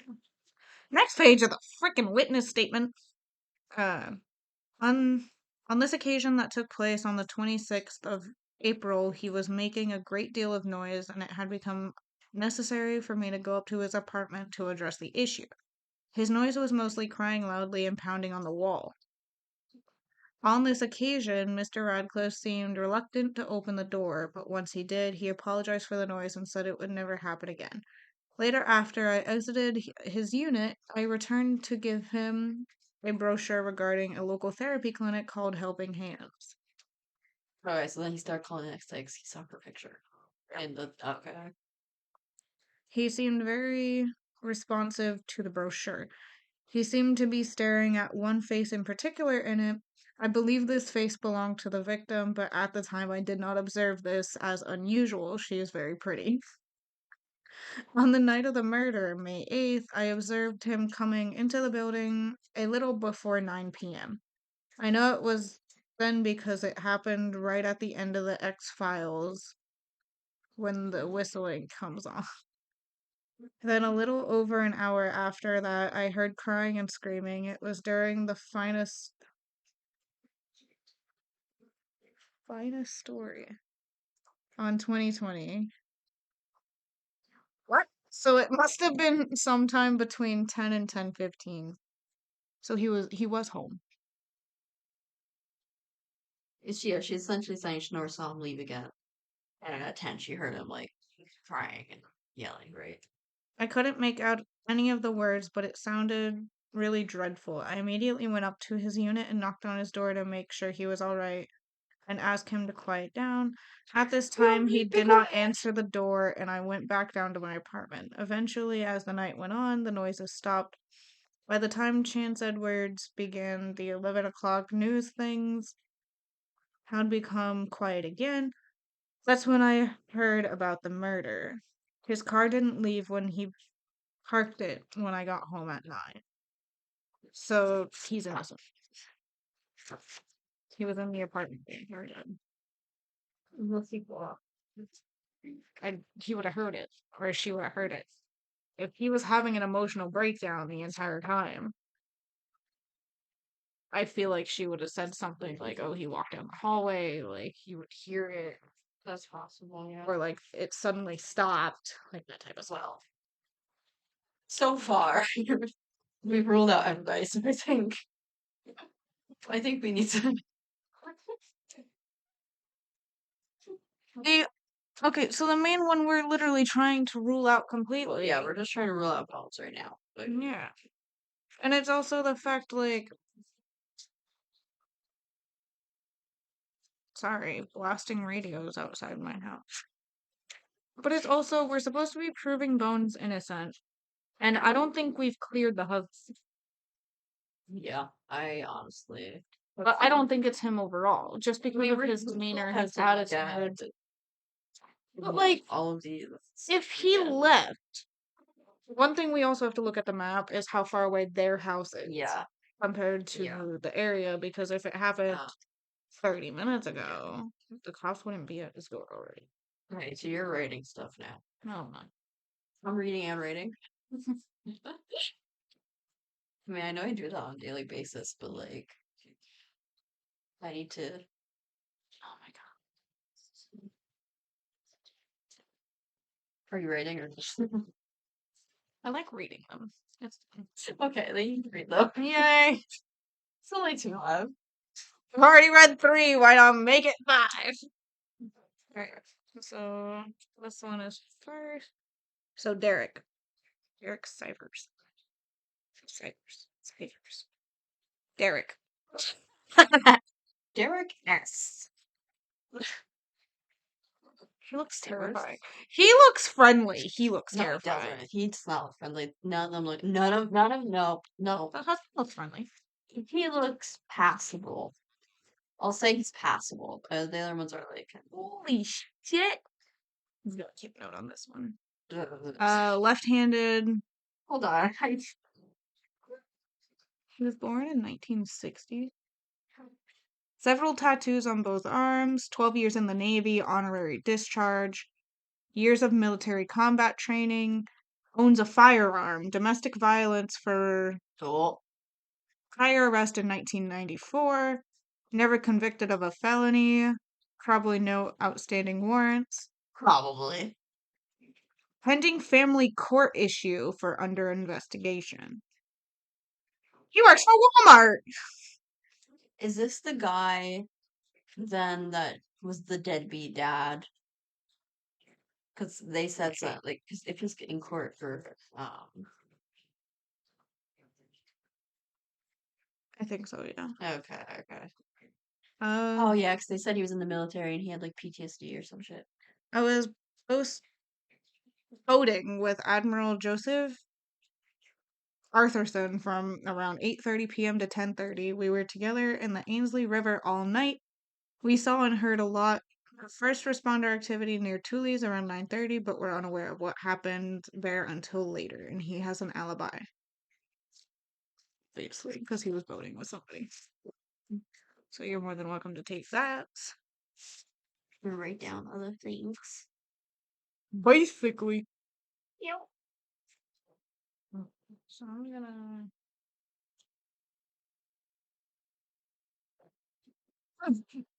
I can see him as a loss prevention guy at Walmart. Yeah, me too. He lost his mind.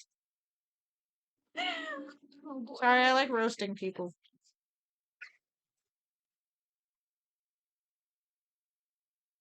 So objective number 1 right here.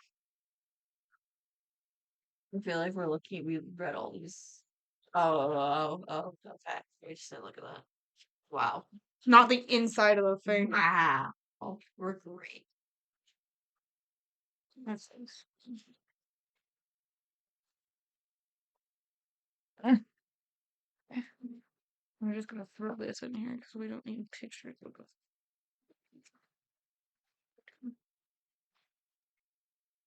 Also, gotta throw these underneath the computer like we normally do for the fucking shit. And this is why we say our podcast is not for kids, because we say fuck a lot. We swear a lot. Yeah. And we solve murders! Yeah. I don't know if that's obvious or not, but we solve murders. Not real ones, but murders. What is this? We don't need this thing anymore.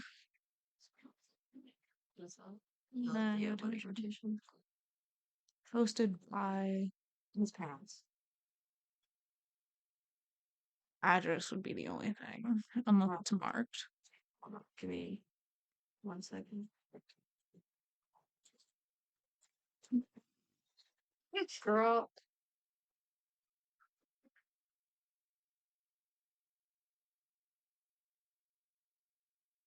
I'm waiting for her to lift up her hand so I can pull the map. Waiting something.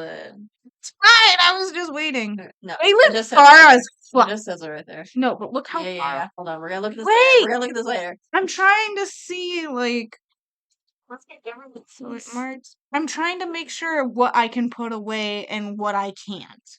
I'm not studying the map. That's the murder location. I know, right but there. I wanted to make sure it was actually marked on the map before I put it away.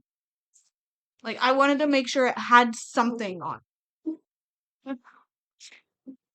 I'm trying to put stuff away so our table doesn't get cluttered.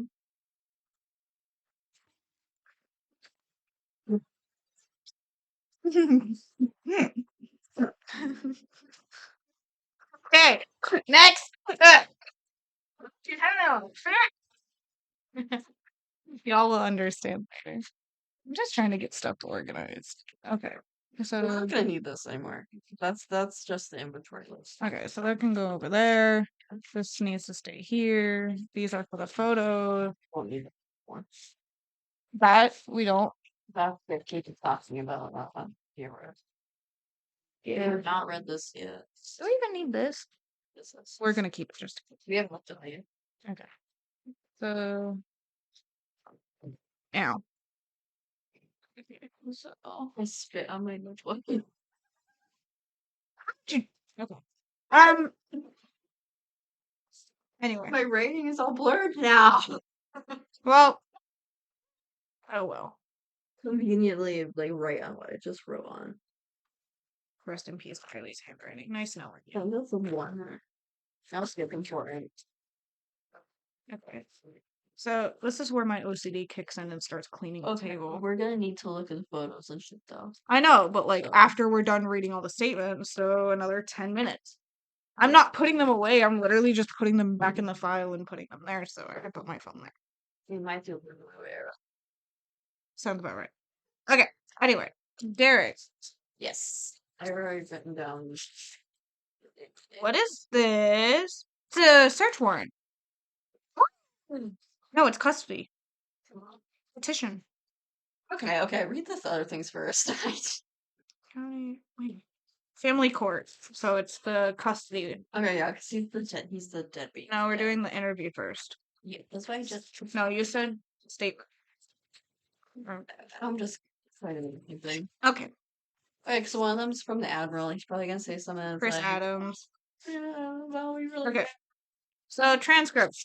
Yeah. Be ready for a whole ass story again. Per usual with this game. So Right. again, taken on the 10th around 2 p.m. All right. Say your name for the record, your full name. He's such a smartass, and I hate him already. Oh boy. Will you state your name for the record, sir? He just says Derek. Your full name, please. How about Chief Petty Officer Derek? That's it. I as soon as like I knew he was in the military, I just automatically knew. If he said full name, it's like this is my name, this is my rank, this is my title, so whatever. That full enough for you? You want me to provide my serial number and full list of awards and decorations I've received during my years of service? In a bad mood, Derek? He says you can say that. What?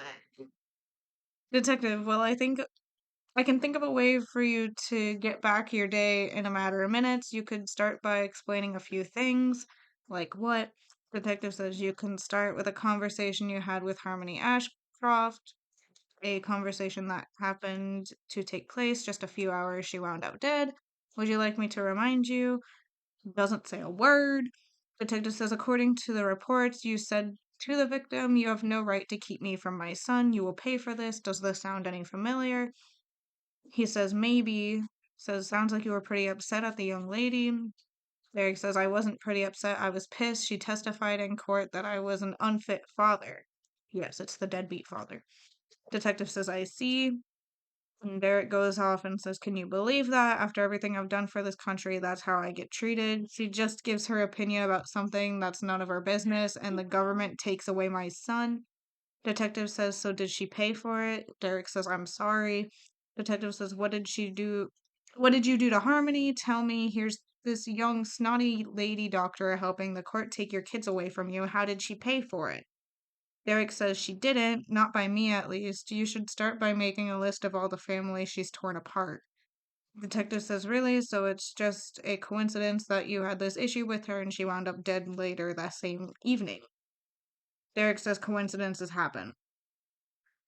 I mean, I want to punch him. they do happen, but Detective says, true, you know what else happens? Guys with history of having short fuse, losing their cool when people get hurt. You ever see that?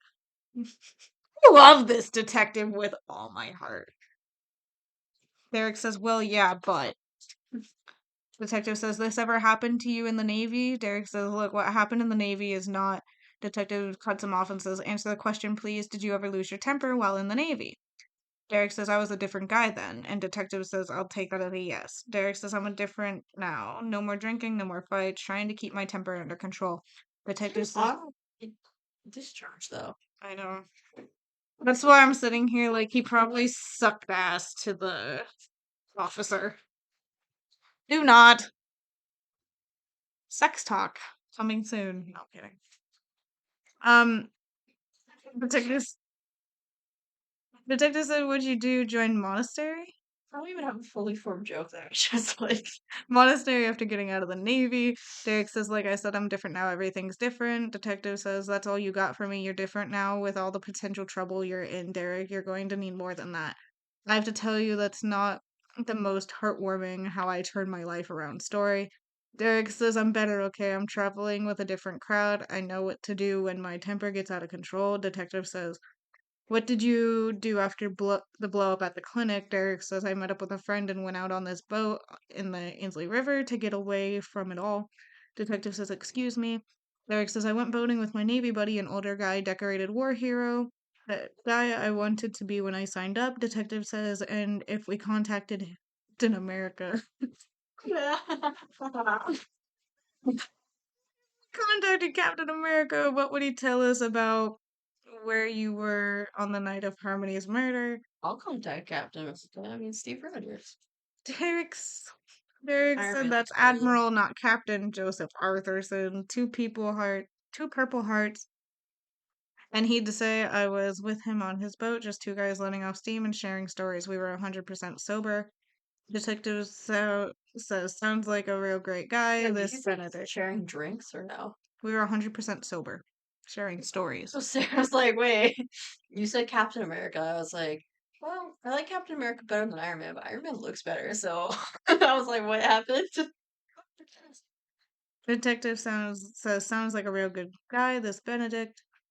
Derek says the best, he'd do anything for a Navy brother. Cumberbatch?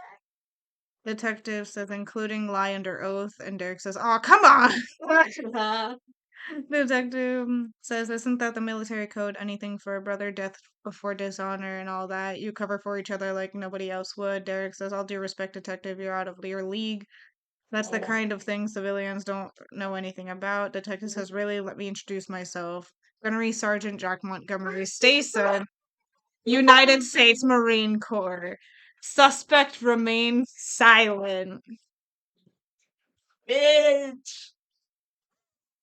Oh my god, that's hilarious. I love this detective with That's- every ounce in my body. That's I gotta fucking read hilarious. that again. That is hilarious. Really? Let me introduce myself then. Gunnery Sergeant Jack Montgomery Stason, United States Marine Corps. Other guy just stays silent. He's just like, well, yeah, I fucked that up. that's why he was so willing to chew his ass out, because he knows he was a higher rank. Literally, the bitch got burned. Sergeant is great. Okay, Sergeant Detective. Alright. I love you with all my heart. Don't tell my boyfriend. Okay. Do I do the? I'll do the order. Okay. Chris Adams. Who's that? I'm so confused. Oh, he's someone at the clinic. Oh, okay. Don't you dare make me yawn. Anyway. Chris Adams' narrative, aka witness statement, says, "I confirm that this is the man I've seen several times at Helping Hands Mental Clinic. I have provided landscaping." Oh, never mind. He's a landscaper. I provided landscaping services at the clinic for about 2 years. I would estimate I knew Derek for 2 years. I seem to recall that we met when he was exiting the building and he noticed the Navy tattoo on my forearm. He mentioned that he was also a Navy man, and we struck up a conversation about the difficulties of adjusting to life after leaving the Navy. I would see him after that and we would talk. On a few occasions, we would just share a nod. I would say that he was generally good in spirits. When I would see him at the clinic, but there was an occasion yesterday where I would describe his mood as irate, rated I. The incident began when I was in the parking lot. It was yesterday, May 8th, 1998. Glad we're solving a case from. How old are you? I was born in 99. Yeah, but the year before it. So take your year and plus one. I'm turning 25 this year. So 26. 26. We're solving a case from 26 years ago. I'm not dumb. I have math dyslexia. Okay. I wasn't saying anything. I'm just saying I'm we're telling the solving. microphone. So we're solving a case from 26 years ago, and this is what they have: newspaper articles. Anyway, wait. He had pulled up. I'm just impressed they have the phone log from that one guy. He had pulled up to the parking lot with an angry look on his face. I asked what he was doing there. I would usually only see him picking up or dropping off his son, but I had heard through the grapevine that he no longer shared custody of him. Like, so he would be bringing his son. He brought his son to. That's why he was at the clinic for so long. That's his. He would be bringing his son to see her. Okay. He proceeded to rant about how angry he was that he served this country and can't. So it was his car then that they heard, not the other guys. What was his? It doesn't matter about the car 'cause she never saw the car. She said there was a commotion outside where someone was yelling the day of the murder. And she assumed it was the other guy because he'd been calling so often. But that guy was like at his house. So this guy shows up in the parking lot. Yep. proceeded to rant about how angry he was that he served this country and can't believe the kind of disrespect he gets from the civilians. He then began raising his voice and screaming, and I tried to get him to calm down, but he just kept going. When Miss Ashcroft came to the parking lot to get to her car, he began screaming right at her, saying things like, "You have no right to keep me from my son. You will pay for this, young lady." She attempted to simply ignore him and leave, but I could tell she was scared. I have to admit, I was a little scared myself. I had previous experience with vets who get involved with angry situations, and it's never good. There was a look in Derek's eyes that I had seen before in other vets right before the breakdown. I don't know if he did it, but he sure looked like a man with a lot of rage and nothing to lose. That's all I know. Okay, so he Look definitely like a maniac. I wrote that down. uh Admiral, so the dude he was boating Yeah. with. I am very familiar with Chief Petty Officer Derek Sivers. I have known him for many years. He was stationed on one of my ships with both of us living here in the same town, we've become friends. I can at, I can attest that at the time of the murder, Derek was with me. We were alone together in my boat on the Ainsley River between 8:30 and 10:30 p.m. We took off from the Riverdale Marina, traveled as far north as Port Royal Avenue, and then turned around and went back to the marina. Okay. It had been stressful. Keep reading. It had been a stressful few weeks for Derek, and he needed a friend and mentor to hash things out with. He is having custody issues with his ex-wife. In addition to having been with him at the time of the murder, I can also attest that for all his flaws, he's made great strides at keeping his demons under control. You have the map with you, don't you? Yes. Let's try to look at some of it. Yes. As an individual who has struggled with his own issues, I know the road to sobriety isn't always an easy one. But that's all you gotta say. It's just confirming. Alright, and then the court order. Yeah.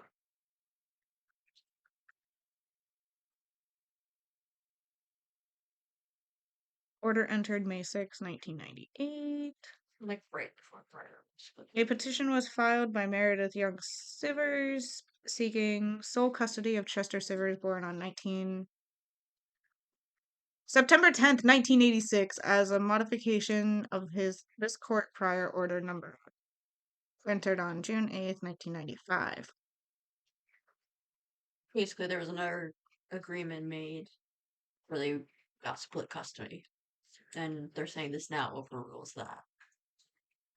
The matter having come on for an emergency hearing before me on May 6th, 1998.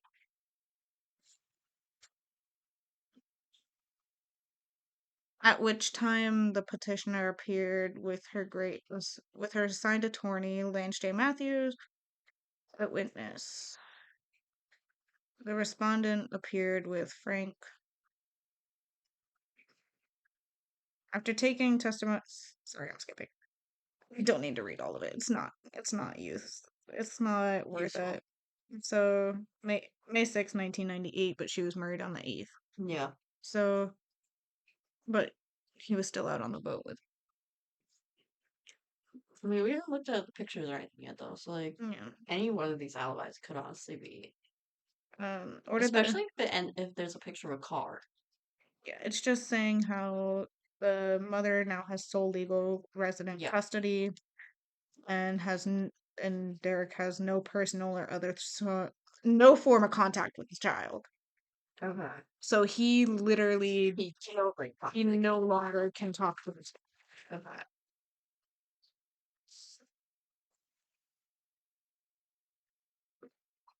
He knew. She knew. Dog has an escape warrant. Okay. So I just really feel like there's not many suspects. Like, I feel like the suspects are all proven innocent at some But point. once you, the biggest thing that's gonna help us is once we read like the autopsy report and then get to the photos. Wait, You is he like are left-handed? really gonna have to I feel like study all the all suspects the are photos. left-handed. All the suspects are left-handed, like there's no doubt in my mind. Okay, yeah. Because he's left-handed. We have one left, and all of them have been left-handed. Uh-huh. Yeah. Can you just get on the frickin' doohickey? Thank you. It goes in the folder. Andy Allen. Sounds like a pervert. Sorry if you're He's right-handed. He's the only one right-handed. Is there a point in reading it? Well, you might as well. So he's the only right-handed one. No scars, marks, tattoos, no military experience, no martial arts, no firearms, no arrests, no felonies, no warrants, and no investigations. He's a paralegal. Yeah. Mm. Doesn't look like that. It's like, well,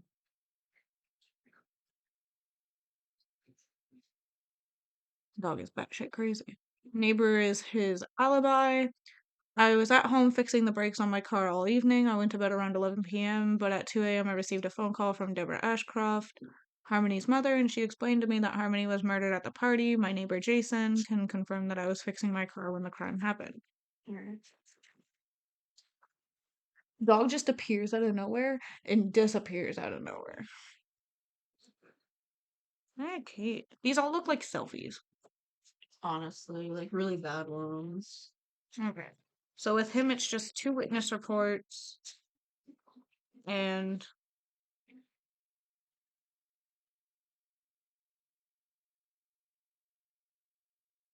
the transcript. Holy fucking Christ.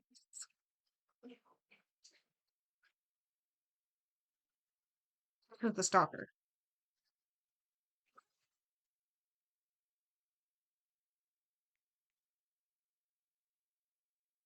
Look how long this is. Did they spell paralegal wrong? Look at They spelled paralegal wrong. Wait, no, I didn't. Never mind. Sorry, I read it. I read it wrong. I was like, there's no E there.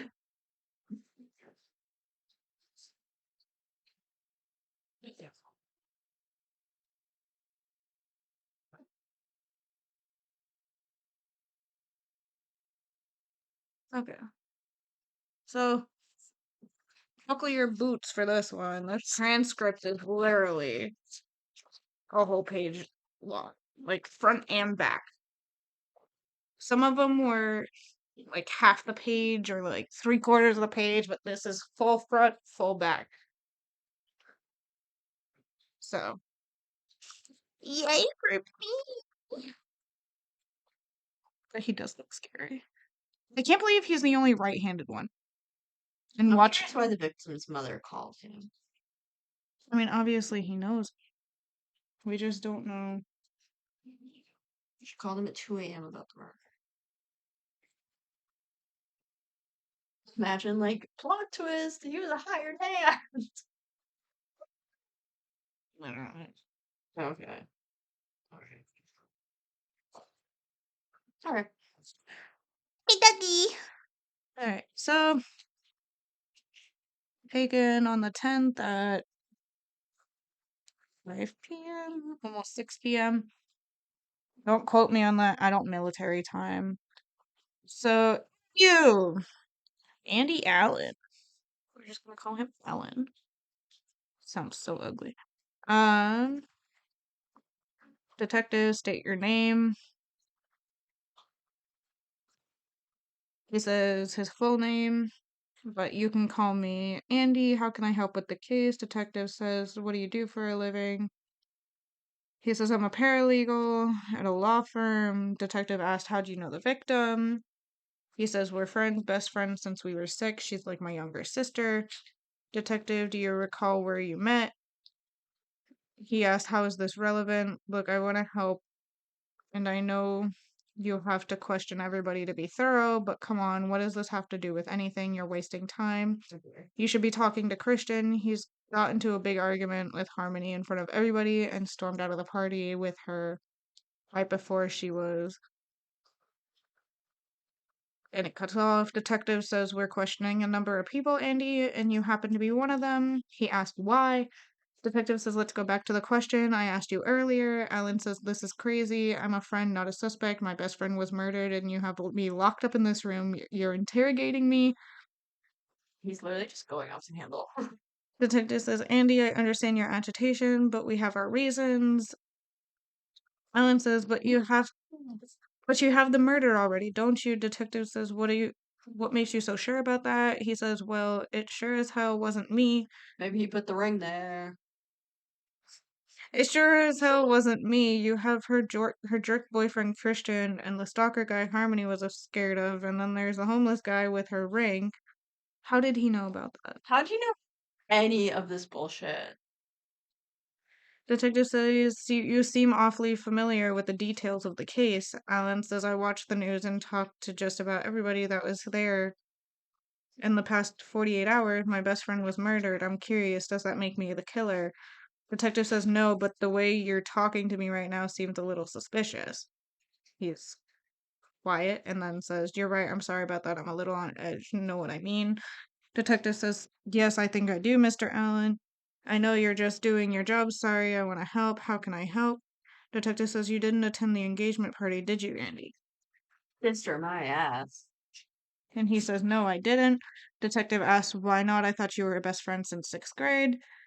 Andy says, 6 years old, I was invited. I was planning to go, but had car trouble. Detective said, "What kind of car trouble?" He says, "Brakes. They'd been acting up for a while, and I had new ones ready to be put on, and I haven't gotten around to it. Then on my way home from work on Friday, I almost got into an accident, and I knew I couldn't go back on the road like that." Detective says, "So you were planning to go to a party if it wasn't for your brakes?" He says, "That's right." Detective asks, "Were you planning to say anything to Harmony in private at the party?" Andy says, "What?" Detective asked if he was in love with her. He asked, "Where are you going with this?" Detective says, "I'm just asking questions. What was your plan that evening?" Andy says, "I told you. I planned to go to the party." Detective asked, "To do what?" Andy says, "To wish her well. She was my best friend." Detective asked, "Did you have anything to tell her?" Andy says, "You talked to Chad. Is that what this is about? Look, I do love Harmony. I admit it. I've loved her since we played Little League 20 years ago. Yes. It's no secret that I love her. Everyone knows that except her, probably. But if that's a crime, you're going to have to lock me. You're gonna have to lock up half the guys in our class at Riverdale, too." Detective says, "So you were nowhere near Tully's that evening?" Andy says, "Unfortunately, if I was there, I'm sure she would be alive today." Detective says, Oh.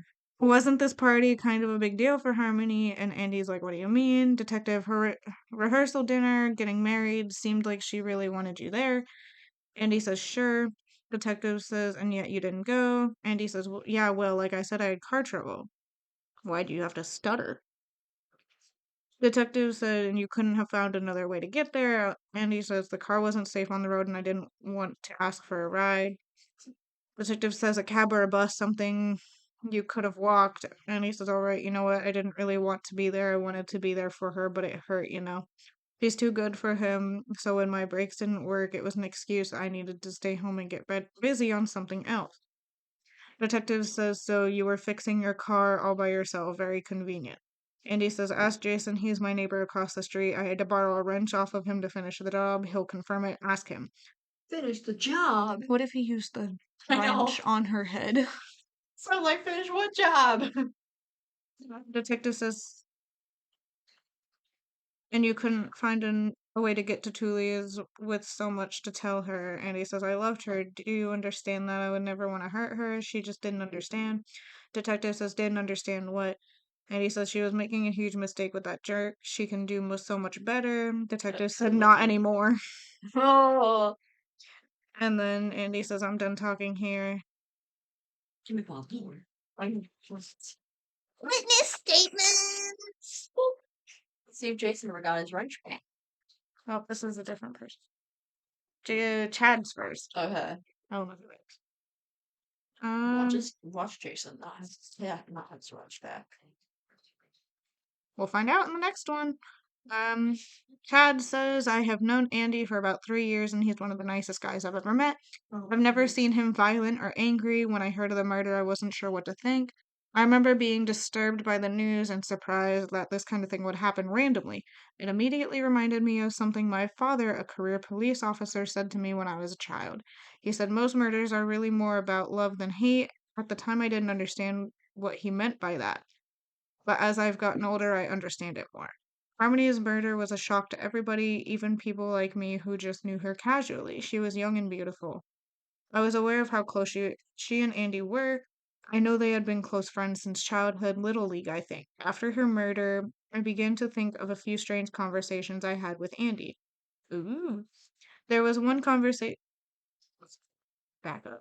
There was one occasion when we were joking about how hard it is to be just friends with a woman. At one point, he began staring off into the distance and said, I guess it can work out as long as you never fall in love. I laughed, but he didn't. I didn't even have to ask who he was talking about. He talked about Harmony a lot. It was apparent that he had strong feelings for her. After Harmony and Christian got engaged, I recall Andy joking about how funny it would be if he got drunk at the rehearsal dinner and told her how he really felt. I could sense that this was something he was seriously considering. The subject was dropped immediately. A few days later, I believe it was a few days before the rehearsal dinner, I asked him if he wanted to come with me to my daughter's basketball game that I was actually trying to keep him from going to the rehearsal dinner. I didn't want him to embarrass himself and make things awkward for the wedding, but he made it clear that he really wanted to go to the party. The conversation ended there. On Monday morning after the murder, I offered my condolences to him at work. His eyes looked lifeless. I could tell he was distraught. I asked him what he saw at the party, but he told me he couldn't go because he had to fix his brakes. I remember him saying something about how it took a while to do because he wasn't very experienced and had to borrow a tool to finish the job, and by that time it was too late to go to the party. Then he told me about how then he told me about the phone call he got from Harmony's mother at 2 a.m. I can't even imagine how devastating this must be for him. The feeling might not have been mutual, but she was the love of his life, and I think he blames himself for what happened, like he could have stopped it if he had been. I've been thinking about Harmony and her fiance. I didn't know Christian that well, but I think it's possible there was abuse. He was known to be kind of a jerk, and I'm not sure what Harmony saw in him. It then occurred to me that maybe Andy knew something about Harmony and her relationship with her fiance, which is why I called the tip line. That's why I called you guys. I was thinking you might get some helpful information out of him, but I know he's not the murderer, even if he wasn't stuck at home fixing a car, and he would never be able to do something like this. He's probably the nicest guy I know, and he loved Harmony. Well, guess we'll find out if Jason got his tool bag.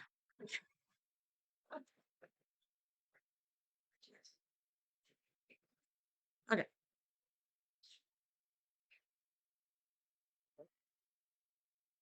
Don't read ahead. It's just that. It's just this. AKA Jason, aka the neighbor. I've only been living on Andy's block for a few months, so I can't say I've gotten to know him really well, but he seems like a nice guy. The kind of neighbor you wouldn't be afraid to invite over for a beer or something like that. Anyway, he came over to borrow a tool that Friday night right around 10 p.m. I know it was 10 because Dateline just ended. What's up with people in Dateline? Watch Dateline. Eh, I was not boring it. Just ended. Andy asked for a torque. I think he said torque. Dateline's still going. Oh, wrench It's to a true crime borrow. show. Oh, told me he'd been fixing his brakes for the past few hours, which I don't doubt because he was kind of sweaty and out of breath. He's a big guy. Sweaty and out of breath. Does that mean you could have run from one place to another? Gosh! We had a laugh about how these things always go. You spend hours on the job, and then just as you're about to be done, that's when something breaks and you can't finish. I gave him the torque wrench, and that was it. He seemed like a good guy. I told him to stop by anytime he wanted to work on cars or have a beer, but I haven't seen him again since then. So no, he doesn't have his wrench back. No. Dun dun dun. But he borrowed the wrench at 10. That means that was after the murder. I think he probably. I mean, he could have run to the place. So what time? What time was she murdered? 9:30. Approximately. Yeah, like give or take. All of them were busy. Okay, that's why I said like we're gonna have to look at like all the photos and everything. Okay. Work So memories. I'll have you do the map while I do the photo.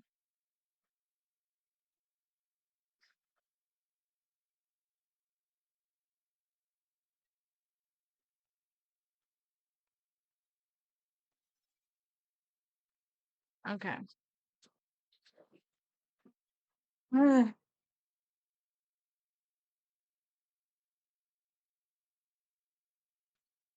What?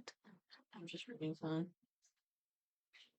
Honestly, it's not important. So here's what you're gonna do. I'm gonna read the newspaper thing.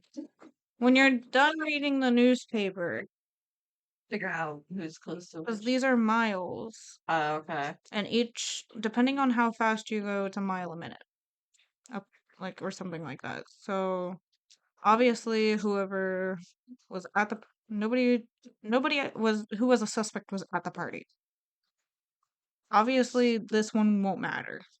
Why would it matter? No. Because this is where he had a solid alibi. So I don't think it Bro, was don't rule anybody out yet. not really ruling them out, Just but kind of like prioritizing don't who rule we're looking anybody at. out. Okay, the one person now who I don't see on this is his place. What street does he live on though?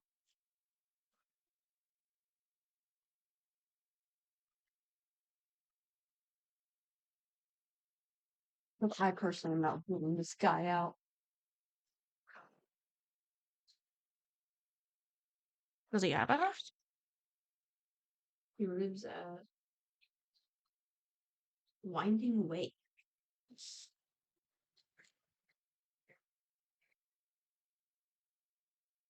Is it off the map? Maybe he's just like not important. It's wild though. Why wouldn't he be on the map? Yeah. Wild Street, like windy, Winding. windy.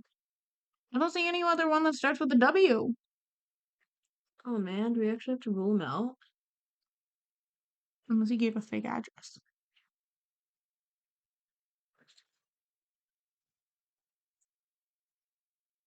No, winding way, What Riverdale. was his work address? Or was he not at work? No, he was fixing the car. Yeah, that's true. Oh man, do we actually have to like rule him out? Kirkwood Road was Chad. But he was at home. So Yeah. I feel like it's like off the frame. So he's just not important. Yeah, but why would he be there? I love that there's a coffee stain on I know, I saw that. that. Okay. On to Who's Jason? oh wait. Okay, that's the neighbor. That's the That's the neighbor. neighbor's house. Okay. Right? Okay. Yeah, that's the neighbor. Okay. So it goes by Jason. All the way up here. I mean, fuck. 2 miles. 2 miles from Great Heart. 2 miles from Toys. It's like 4 miles. 4 miles. It's a fat man run that far. Like Let me see how long it takes to run 4 miles. so like let's say How many miles do you live? Do you know? no. Okay. But like this guy was like overweight, basically. Yes. And if it's 4 miles from his neighbor's house to 4 miles is a 12-minute drive and like an hour, 2 hour walk. So maybe like, so it can't be him. He wouldn't have run that far yeah, unless like, clearly we aren't runners. nah. So if it takes 12 minutes to He might be run, not important. yeah, but why wouldn't he have the wrench? Unless he Just spiraled into a literally, depression or something? Like, unless he literally drove his car and was just like pretending. That's again the pictures we're gonna have to look at that. Okay. This might just be useless, but uh, okay, well, I'm gonna start looking at it. 28-year-old woman was killed last night in an altercation that took place in the parking lot behind Tully's restaurant around 9:30 p.m. Police have identified the victim as local child psychologist Harmony Ashcroft. Ms. Ashcroft was attending the rehearsal dinner for her wedding to Christian Peterson, which was scheduled for today at St. Michael's Church. Police investigators have determined her death to be the result of a blunt impact to the head. According to Detective Jack Stason with the Riverdale Police Department, the injuries are consistent with a face-to-face physical altercation with another person. We've ruled out accidental causes and have launched a full homicide investigation. The victim's body was discovered by a member of the wait staff while taking out the garbage. He rushed inside to inform the wedding party, resulting in a massive panic of about 30 people rushing towards the back parking lot to help the victim. Eyewitnesses report several members of the party attempting to provide medical attention and administer CPR, but it was clear that they were too late. According to the reports, Ashcroft and Peterson left the restaurant to get some gifts out of the car and never returned. Peterson was apprehended by police at his residence around 10 p.m. Peterson claims he drove home for. Did we write down cars? I did. And left Harmony alone in the parking lot where someone else must have attacked her. When reached for comment, the fiance said, "This is a nightmare. Harmony is the love of my life. I had nothing to do with it. I'm cooperating with the police and we're going to find the real killer and they're going to pay." Ashcroft's friend Jenny Rogers added, "I can't imagine who could have wanted to break everyone's heart like this. She was truly special." Local ties. Ashcroft was a native to Riverdale, having been born and raised in the area. She attended Riverdale Elementary School and Howard Taft Junior High School. She was a star athlete. She was the catcher on the Indiana High School Girls Softball Championship both her junior and senior years. What's that? In addition to her athletic achievements, Ashcroft was a great student, maintaining a 3.95 grade point average throughout her years at Riverdale High. She made honor roll for her final 8 quarters of attendance. Class members recall the young Ashcroft as a bright, warm girl who would happily put the needs of others above her own. Everyone loved Harmony, says classmate Gina Spears. She had a sweet way about her that made it impossible to ever get upset at her. She was amazingly smart but humble about it. After graduating third in her class at Riverdale High, Ashcroft continued her legacy of academic excellence and athletic greatness at the University of Chicago on a full athletic scholarship. As a psychology major at the University of Chicago, Harmony developed a keen interest in ways to help children develop. The Clothesworth insists that the seeds of such an interest were planted early in her childhood. As oldest of 4 kids, she was amazingly skilled at helping her brothers and sisters, according to friend Jenny Rogers. It seemed like the kind of career she was destined to have from a young age.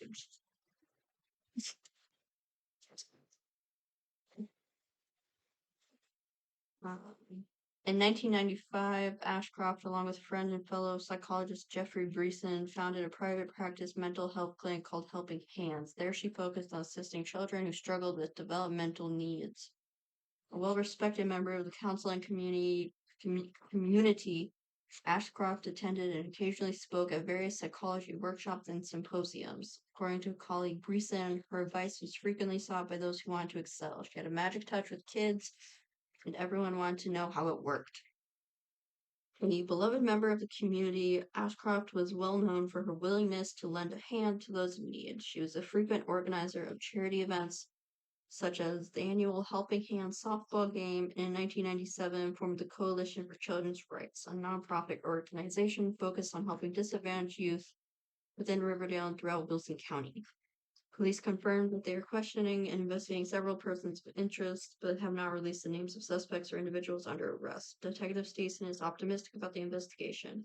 There's a reason we don't see many homicides here in Riverdale, because we always get our got. Always. Okay. These are all photos of People. alibis. The people that they talked to. Yeah. Okay. So, Let's see. Okay, so she was 5'4". She got hit basically. Victim was killed by a single strike to the head inflicted by a hand or blunt object. The force and angle of impact indicate the murderer would need to be left-handed or ambidextrous, man or woman of considerable strength and height. I think this just said he was right-handed. Yeah, so again, he's kind of out. Victim died within moments of trauma, extensive skull fracture, and severe hemorrhaging over the right eye socket. Blunt force trauma to right eye and in anterior scalp. So Victim appears to be good health. That's essentially strength, military, and she had no other marks on her body at all. military strength. Any of these people had strength though. Yeah, but like, I'm thinking like, if she's 5'4", so mhm. she's really short. So I'm like, I'm 5'4". well, I guess she's average then. I don't know. She is average. These are the only photos of the crime scene. I need to know what cars they had. Um, The one they arrested doesn't have a car. no. All right. An '86 Chevrolet. Does it say Chevy. color? It's white. There's a license plate number if you can see anything on there. Some of them, not all of them. That's Rex's car. No, I can't see license plate. Okay. But there is a white car. Okay. Where's that one? At the crime scene or? Toolies. No, it's near the crime scene.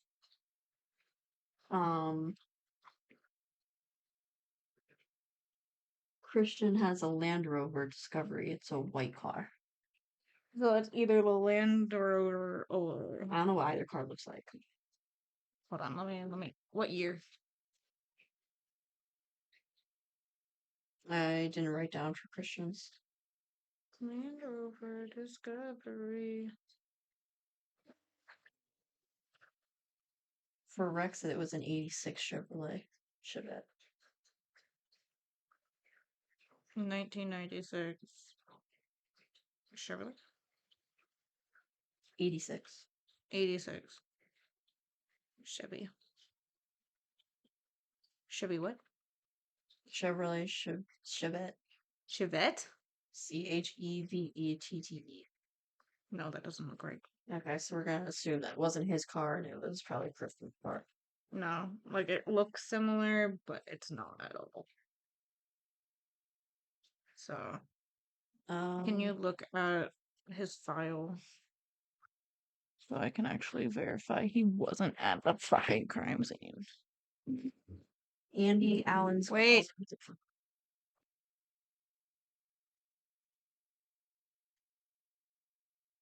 He has 2 cars. What? Christian has 2 cars. I didn't see that. I mean, because it only mentioned the Land Rover. Ooh. Audi, silver, Oh. Land Rover Discovery. It's like, oh, we'll keep him out. Lay down, please. What did you say? Silver Audi? Hold on. So I'm just gonna leave. 1997. Audi 84. Was that his car?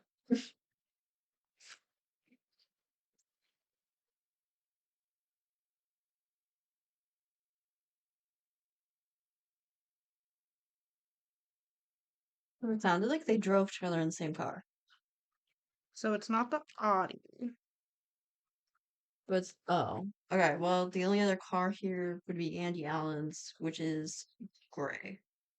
I haven't looked at the Land Rover. Oh, I thought you did. No, because I didn't have the year. I didn't know what I was looking at. I don't think that's a Land Rover. No, because they're SUVs. Yeah. So he's gone. He's not there. So he was gone.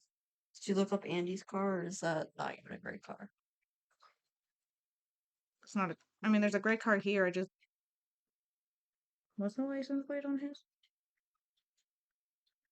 644435. That's his car. Haha! Knew he was This there. is his car. I knew he was there. What? What? So his car was at the scene. Hell yeah! Wait, what time was that? 9:38 p.m. Right when she was murdered. Nice. Swear to God, it was this guy. Okay. So yeah, his car is at the crime scene, May 8th, 1998, 9:38 p.m. So his car was at the crime scene. 9:43. What am I looking at? What is this? What the fuck is the fuck? Oh, wait. So his car was at the scene, but he was not at the scene. So if he killed her, I mean, I don't have pictures of the scene. I know, but I have this, I'm but that's all I saying, have.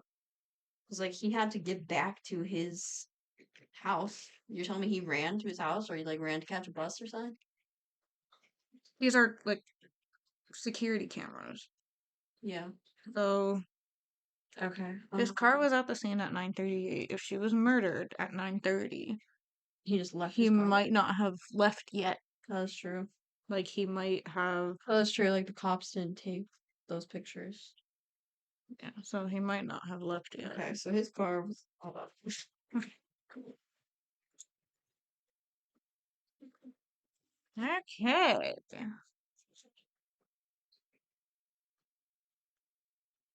Alright, I want to look at pictures. Those are just pictures of the. I'm looking at all pictures. There's nothing else to look at in those photos. Just saying. Okay. Well, I want to look.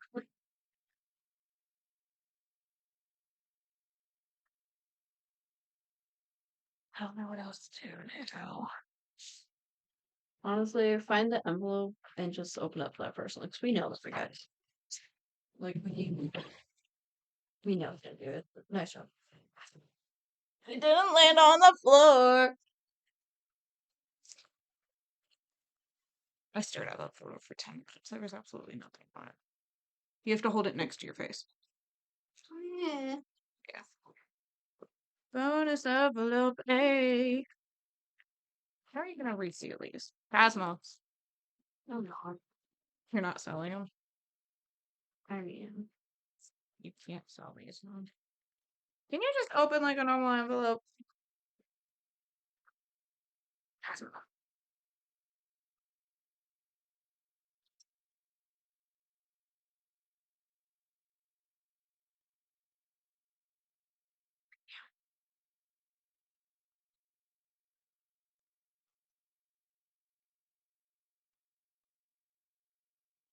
Whoop. what? Crack the false alibi. Around Andy. McBride cleared of all charges in 1998 Riverdale murder. Um,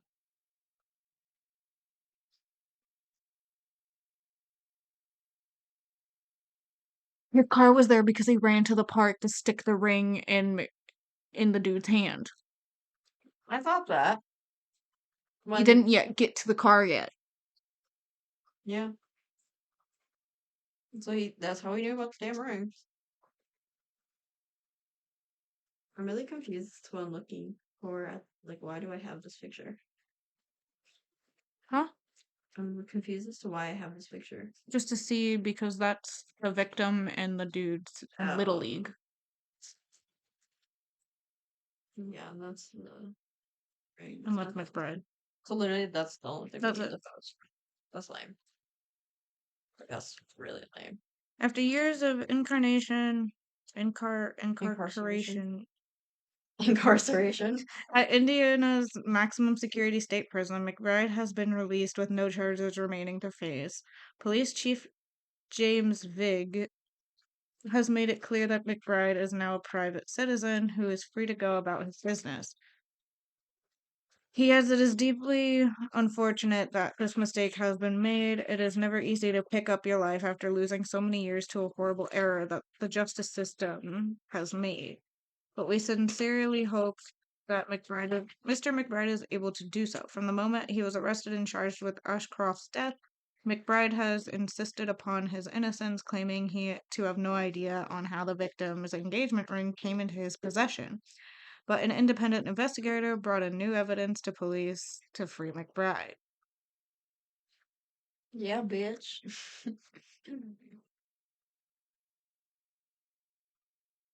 Yeah, the Dale Bridge was closed the night of the murder from 9 p.m. to 10 p.m., and since Mr. McBride did not have. Yeah. So the thing that I was saying, I didn't think it was gonna be like important, and so I didn't bother reading it like out loud. I kind of scanned it over. It's literally talking about how there's like temporary road closures, there's traffic detours, all that bullshit. Where are those? Where are they closed? Because that's gonna. The Dale Bridge. Yeah. Yeah. But like. 8:45 to 9:45 p.m. So if he was at Cooley's, he wouldn't have been able to return the wrench because he could not get back home. Yeah. But like, wait. He also could have like gone any other way to get back home. He could have caught a bus. He could have. Yeah, but if this bridge is closed, where's the other bridge other than down here? The only other bridge is down here, past the marina. So, huh? Let's face it, we all know he's at least. He's not innocent. Yeah. He at least put that stupid ring, I'm sure. I like how we didn't even use that as the evidence that was supposed to be used to figure this out. What day was this? The murder? Yeah. May 9th? May 8th? Oh, never mind then. The smoking gun evidence was the newspaper article confirming the time and date of the bridge closer found on the back of an article about a murder published on the paper. Yeah, which I didn't bother reading on though. After spending years in prison, McBride is either eager to start his new life. He adds that while that was not an enjoyable experience, he had to use his time wisely. While behind bars, he received his GED and bachelor's degree with an eye towards career in law. Probably to fix the fucking justice system. Real. Nice.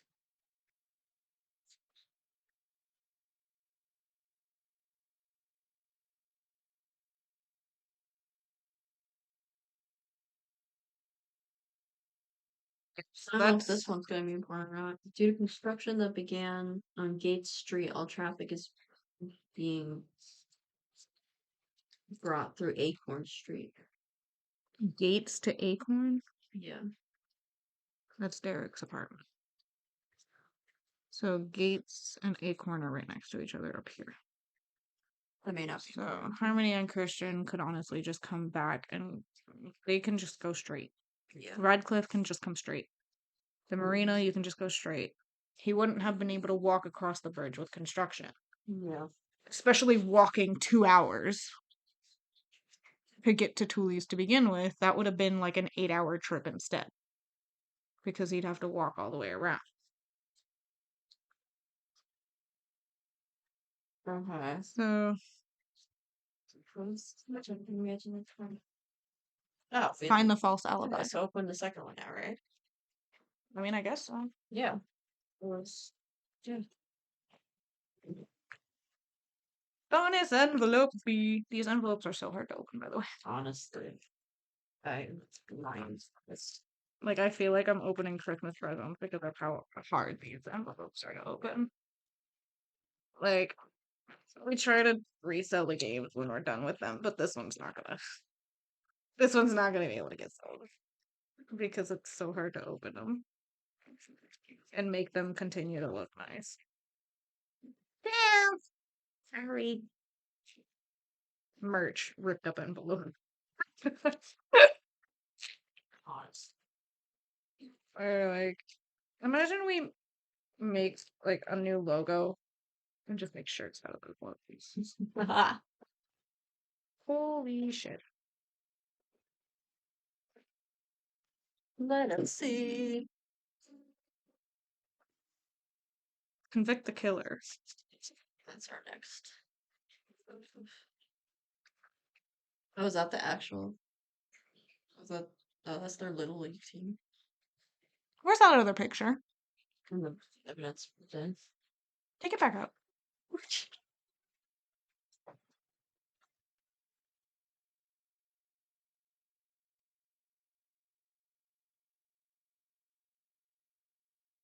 Is it like Photoshop? No. Okay.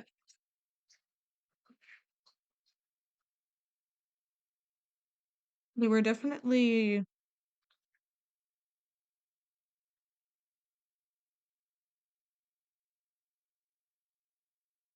He almost looks older in this one. But the other two look the same. No, they look younger here. I don't know, it's confusing.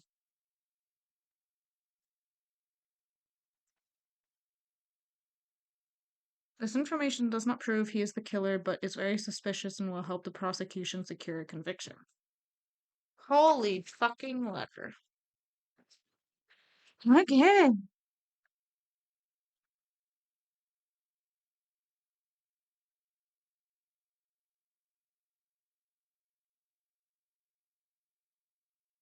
What the fuck?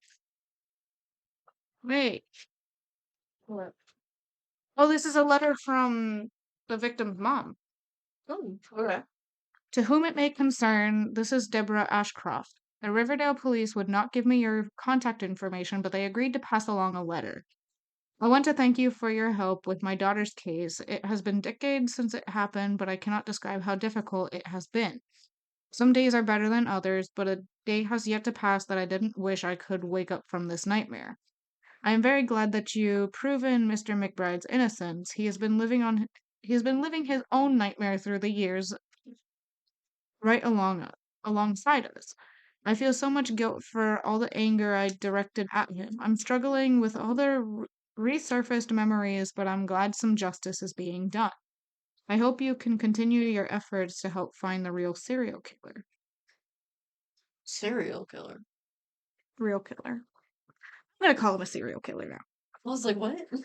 I have always held resentment with Christian for what happened. It's been hard watching him move on with his life, always wondering in the back of my head what might be different if he hadn't left my daughter alone that night, assuming that really happened. Did he like get married to somebody else? No, we'll find out.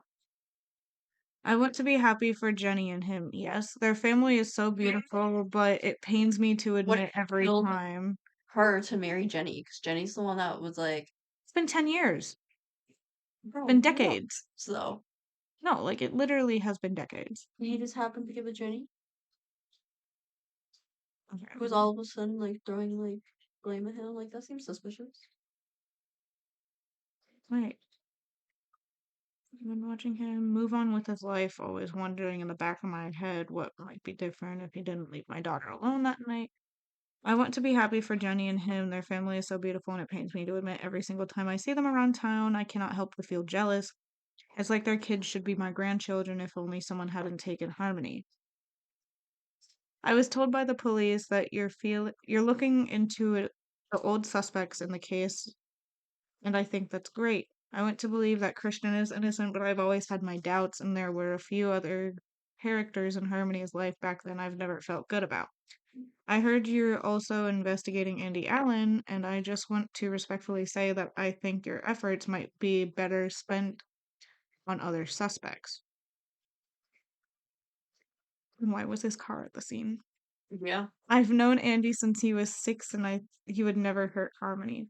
They've been inseparable since T-ball in 1976. I included one of my favorite pictures from the team. Yep. It was one of the few times I've ever got between them. So that's the mom then.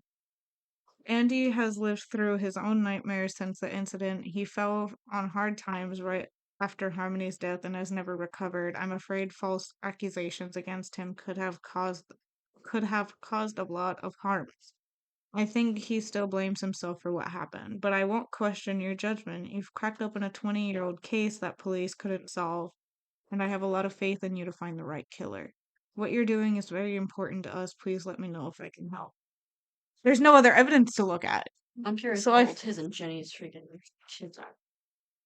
I feel like Now it's between Andy and Christian.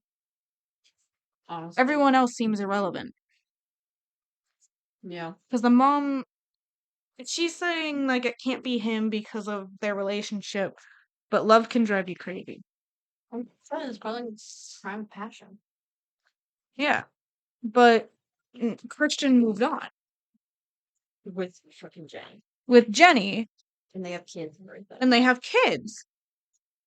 Takes 9, I mean, kids, so plural. Takes Yeah. 9 months to carry kids. 9 months to carry the children. Depending on if they were born, probably about 3 years. When was the letter? Does it have a date on the letter? No, it doesn't. I don't know where you put it. No, you put it Back in the envelope. I don't think it had a date on the letter either, just because Yeah. it was just a purple letter. Yeah. So that's. I feel like it's him now. Like, I had my doubts on Andy, Yeah. but now I feel like it's Christian. Because how would you have moved on? And everything just seems so suspicious. But Andy's car, why would Andy's car be there? I have no idea. So now it's hurting me. Like, I don't know. But the only other thing I can think of is that Andy was right-handed. And not both-handed. That's true. So you may just want to say. We're gonna take a guess and say it's Christian. Yeah. And open the letter. Yeah. Because he didn't even have the wrench when he went over there. So, like, Valid. and And never he's said he was ambidextrous. no. So He's just we're taking a guess. Saying it we was are a taking guess it. We've run out of evidence. Yeah, I feel like we might have just missed a key like point. Because we're sitting here like, okay, Christian, their house was all the way the fuck across the thing, Yeah, but it's on the same side of the river. it is. So it would have, by driving, Yeah, if he's driving, it's not gonna take that long. it would have taken 30 minutes. What time did he leave? Before we actually open it. Do we remember what time he left the party? No, probably. So not. she got murdered at 9:30. Yeah. He wouldn't be at his house that So what late. did he say that he got to his house? He said he got to his house at like 10. I didn't write that down. He got to his house at like 10, but he left at.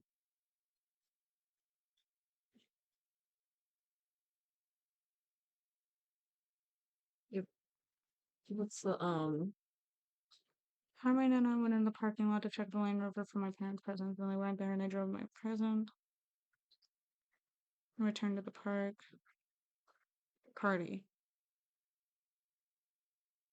Apprehended it at home. Yeah. When was the body found? 9:30. Yeah, they said she was like killed at 9:30. Police photo was 9:46. The police photo was 9:36. Yeah. It's him. He wouldn't be apprehended at the police if he just got home. Yeah. It's like he wouldn't have just gotten home if he And went then- straight to the. Like, if it's. So. 2 miles. 2 miles. It's like 6 miles. 2 miles. 5 miles. 5. 4.5. Okay, so I would literally take him like 15 minutes. 20. Yeah, because the 4 miles from what? This? Yeah, that was 12. Or this to like that? It's From 12. here to here was 12. And that's the. And that was 4 miles. Yeah. 4 or 5 miles.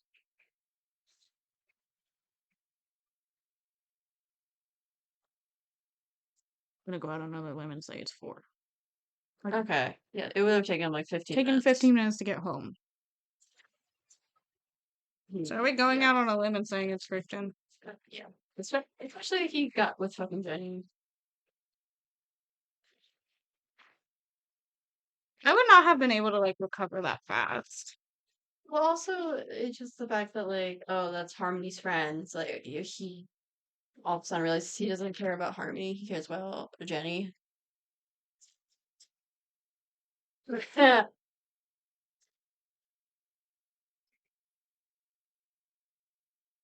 we wrong? It was Andy. Really? Like, we were right the first time. We just Okay. a voluntary statement. Okay. I, Andrew Allen, being duly sworn, am a legal adult of sound mind. My address, I have duly warned by James Vigg, who has identified himself as Riverdale Police Chief, but I have the right to remain silent, don't have to say anything if I don't want to, that anything could be used against me in a court of law. I have the right to talk to a lawyer before making any statements. No promises or threats have been made to me to induce making this statement. My name is Andy Allen, and I killed Harmony Ashcroft on May 8th, 1998. It was a crime of passion and not premeditated. I literally said it would probably be a crime of passion. And also, On he took the fucking ring. He did. That's why We I'm sitting already here like we gathered were that. right the first time, and then we changed our mind because the mom changed. The mom threw us off. We didn't need to open the second envelope. We could have came straight to the third. Boy. Anyway, let's read it. I'm gonna say we were right, okay? I'm just gonna say Just say we were right too, and the lady threw us off. it wasn't even her letter that threw me off. It wasn't her letter that threw me off at all. I don't remember what threw me off, but something else threw me off. It was the fact that it wouldn't. It was the distance, like the time. Well, I'm not. I was trying to figure out like how he got home. Andy. Yeah, because like he had to like cross the bridge or whatever. But I suppose like there could have been other roads or something that I just didn't notice. But Okay. On the evening of May 8th, 1998, I drove to Tully's to attend Harmony and Christian Peterson's wedding rehearsal dinner.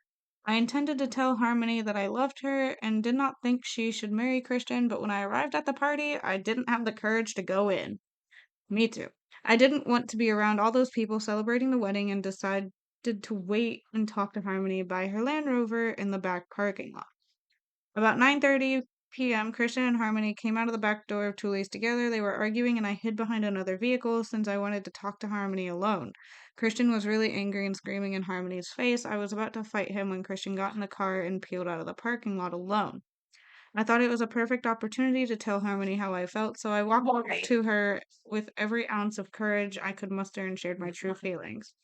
It took me a minute or two, but I told her I had fallen in love with her at 6 years old, playing t-ball together, and my feelings had only grown stronger throughout the years. I told her she could do so much better than Christian, and that if she only gave me a chance, I could prove it. Harmony's reaction was not what I anticipated all those times I ran through the scenario in my mind. She said something like, "Oh, Andy, you poor thing," and put her hand on my shoulder, but I took a step back. It was clear that her feelings for me were not the same, no shit, she's engaged to and somebody I was else. floored and embarrassed beyond belief. I had ran through the scenario so many times in my mind, and this wasn't ever a response I was expecting. She kept coming toward me, offering her pity and concern for my feelings like I was one of her patients, and I just couldn't take it. Oh please. I kept asking her to leave me alone, and she kept reaching out her hand, and I kept backing away. She kept moving toward me, and I was just so crushed and embarrassed and confused, and the rush of my feelings, along with her pity, caused me to snap. I just wanted to give her some space. I just wanted her to give me some space and leave me alone, but I lost control and punched her in the face really hard with my left hand. Good lord. Did you lie about being right handed? Or is he ambidextrous? That was never disclosed to us. He didn't want to be a suspect, so he didn't put that he was. Is that what he said? No, Oh. that's my guess. Oh. I'm not sure where that came from. I've never been violent in my entire life. Harmony went down instantly, and I immediately got down to try and help her. She didn't have a pulse, and it was clear from the lifeless eyes on her badly crushed skull that she was dead. As I stood above her in absolute shock, I noticed the engagement ring on her and thought about how Christian caused all this. In the heat of the moment, I decided to take the engagement ring, thinking that he didn't deserve to see it on her hand ever again. I hurried back to my car, but was too rattled to drive right away. About 10 minutes after the police arrived, I realized I'd better get out of there and drove home, taking the bridge near Riverdale Marina. Okay. About halfway home, I realized that I had to get rid of the engagement ring, so I stopped at Grant Park where I saw Mr. McBride sleeping and put it in his hand. I didn't know that Mr. McBride. I didn't know him and didn't intend to frame him for the murder. I just thought in a few days he might try to pawn the ring and get it back, and I'd get back to the police and send them on a wild goose chase looking for the wrong killer. This is all Christian's fault. Honestly. I realized I didn't have an alibi as soon as I got home, so I went to my neighbor's house and pretended like I had been fixing brakes on my car all evening, even though I had fixed them earlier that evening before leaving for the party. I knew that police would be looking for a powerful left-handed person, and while filling out the person of interest, I decided that I would pretend like I was just right-handed using my right hand sense. I'm so sorry for what I've done to Harmony. Yeah, fuck you. He's nice to blaming other people. It was all Christian's fault. I'm relieved to admit what I did and hope it helps some. I'm not sure if my nightmare is finally over or just beginning. Oh, I swear. Wait. He was murdered in May? Yeah. How was this written in April? This is decades later. It's been decades since. Well, Andy, fuck you. Like, he's still blaming other people. Like, we were right, we literally just... I got thrown off by the car. I did too. Thrown off by the car, but then, like, I knew in my gut that it was him. And then... Dude, as soon as I saw his picture, I was like, oh. He looks... Like, You're like, he looks okay. I was like, really? like, I don't think so. okay as in not as aggressive looking as the other ones. So, in the end, we were right. And we were right before we opened the other two envelopes. Yeah. Like, we had it. I'm gonna just say that we were right. Cheating! We were right. I mean, it was no, wait, it wasn't even the car that threw me off. It was the fact that he was right-handed. We didn't consider that We he didn't was- consider that he was lying. Yeah, or that Because he you was can able to lie. use like both hands. Yeah, Ambidextrous. yeah. Yeah. It literally just said like primary hand, and if he's just writing right-handed. Like if he was Yeah. primarily using his right hand to avoid suspicion, Yeah, then that that's would have what just threw me off. that was so. Because like the other two were like ruled out so easily. I mean, there was like three of them were completely irrelevant. Like Bones, two I of get them- how he was a suspect because he had the Well, ring. but two of them, like the other two, like they literally had like alibis that like we couldn't. Derek get and rid of. Rex Yeah, both had. they had alibis that like I was like I can't figure out a way for them to use. Christian, I feel like our main two suspects were Christian and I can't remember what time he left, so I'm like, we both were sitting here just like, okay, it's like, well, okay, well maybe it didn't like, maybe he like didn't actually drive off. yeah. Because we got thrown off with the fact, like, oh, maybe he could be this, and this, or maybe Yeah. he could have, like, left late. But then we have to keep in Honestly mind the road surprised, though, because closures. the only thing, no, but he didn't have road. His road was like just straight. Oh, right. That's so I was like, it's not gonna take him that long to get there and back. But I feel like literally the only thing that would tie Andy to that is the fact that his car was at the scene. In Yeah. which case, that's literally the only piece of evidence that we had. But, like, overall. So, like, I feel like there should have been at least one other.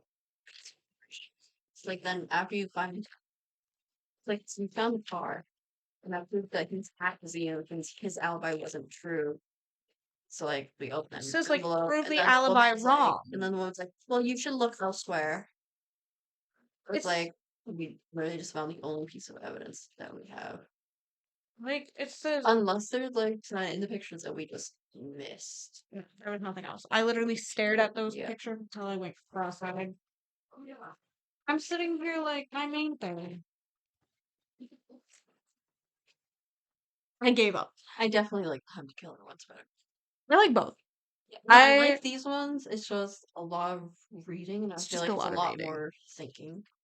It's There's less gameplay to it. it's staring. I like the realistic aspect. I Yeah. like The how next one. no. I like how I like how it feels like you're actually in that situation. You're not You're actually, like, unlocking a boxes and detective. stuff like Yeah. that. You're literally researching documents to get information on the case. Yeah. You're using physical, quote unquote, evidence in order to find the killer. You're not like I said, the other ones feel like an escape room. Yeah. This feels like an actual detective. Yeah. So I do like both. Well, I have 2 more Hunter Killer games coming, so I don't have any more of these. But It's still up to had you. fun. It is a lot of reading. Yeah. I'd say we don't do those ones often, but we could still do them. Yeah. Because I don't feel like it's as entertaining to listen to, because it's just reading the documents. It's just our chaos in between. Yeah. So there's that. But we're finally done. 2.5 hours later. It still didn't take as long as the other ones did. No, I think one took 2.5. The other one took 4. Well, the Nancy Drew one took less time. Yeah. Yeah. Anyway, we will catch you guys on the next one. Bye. Bye.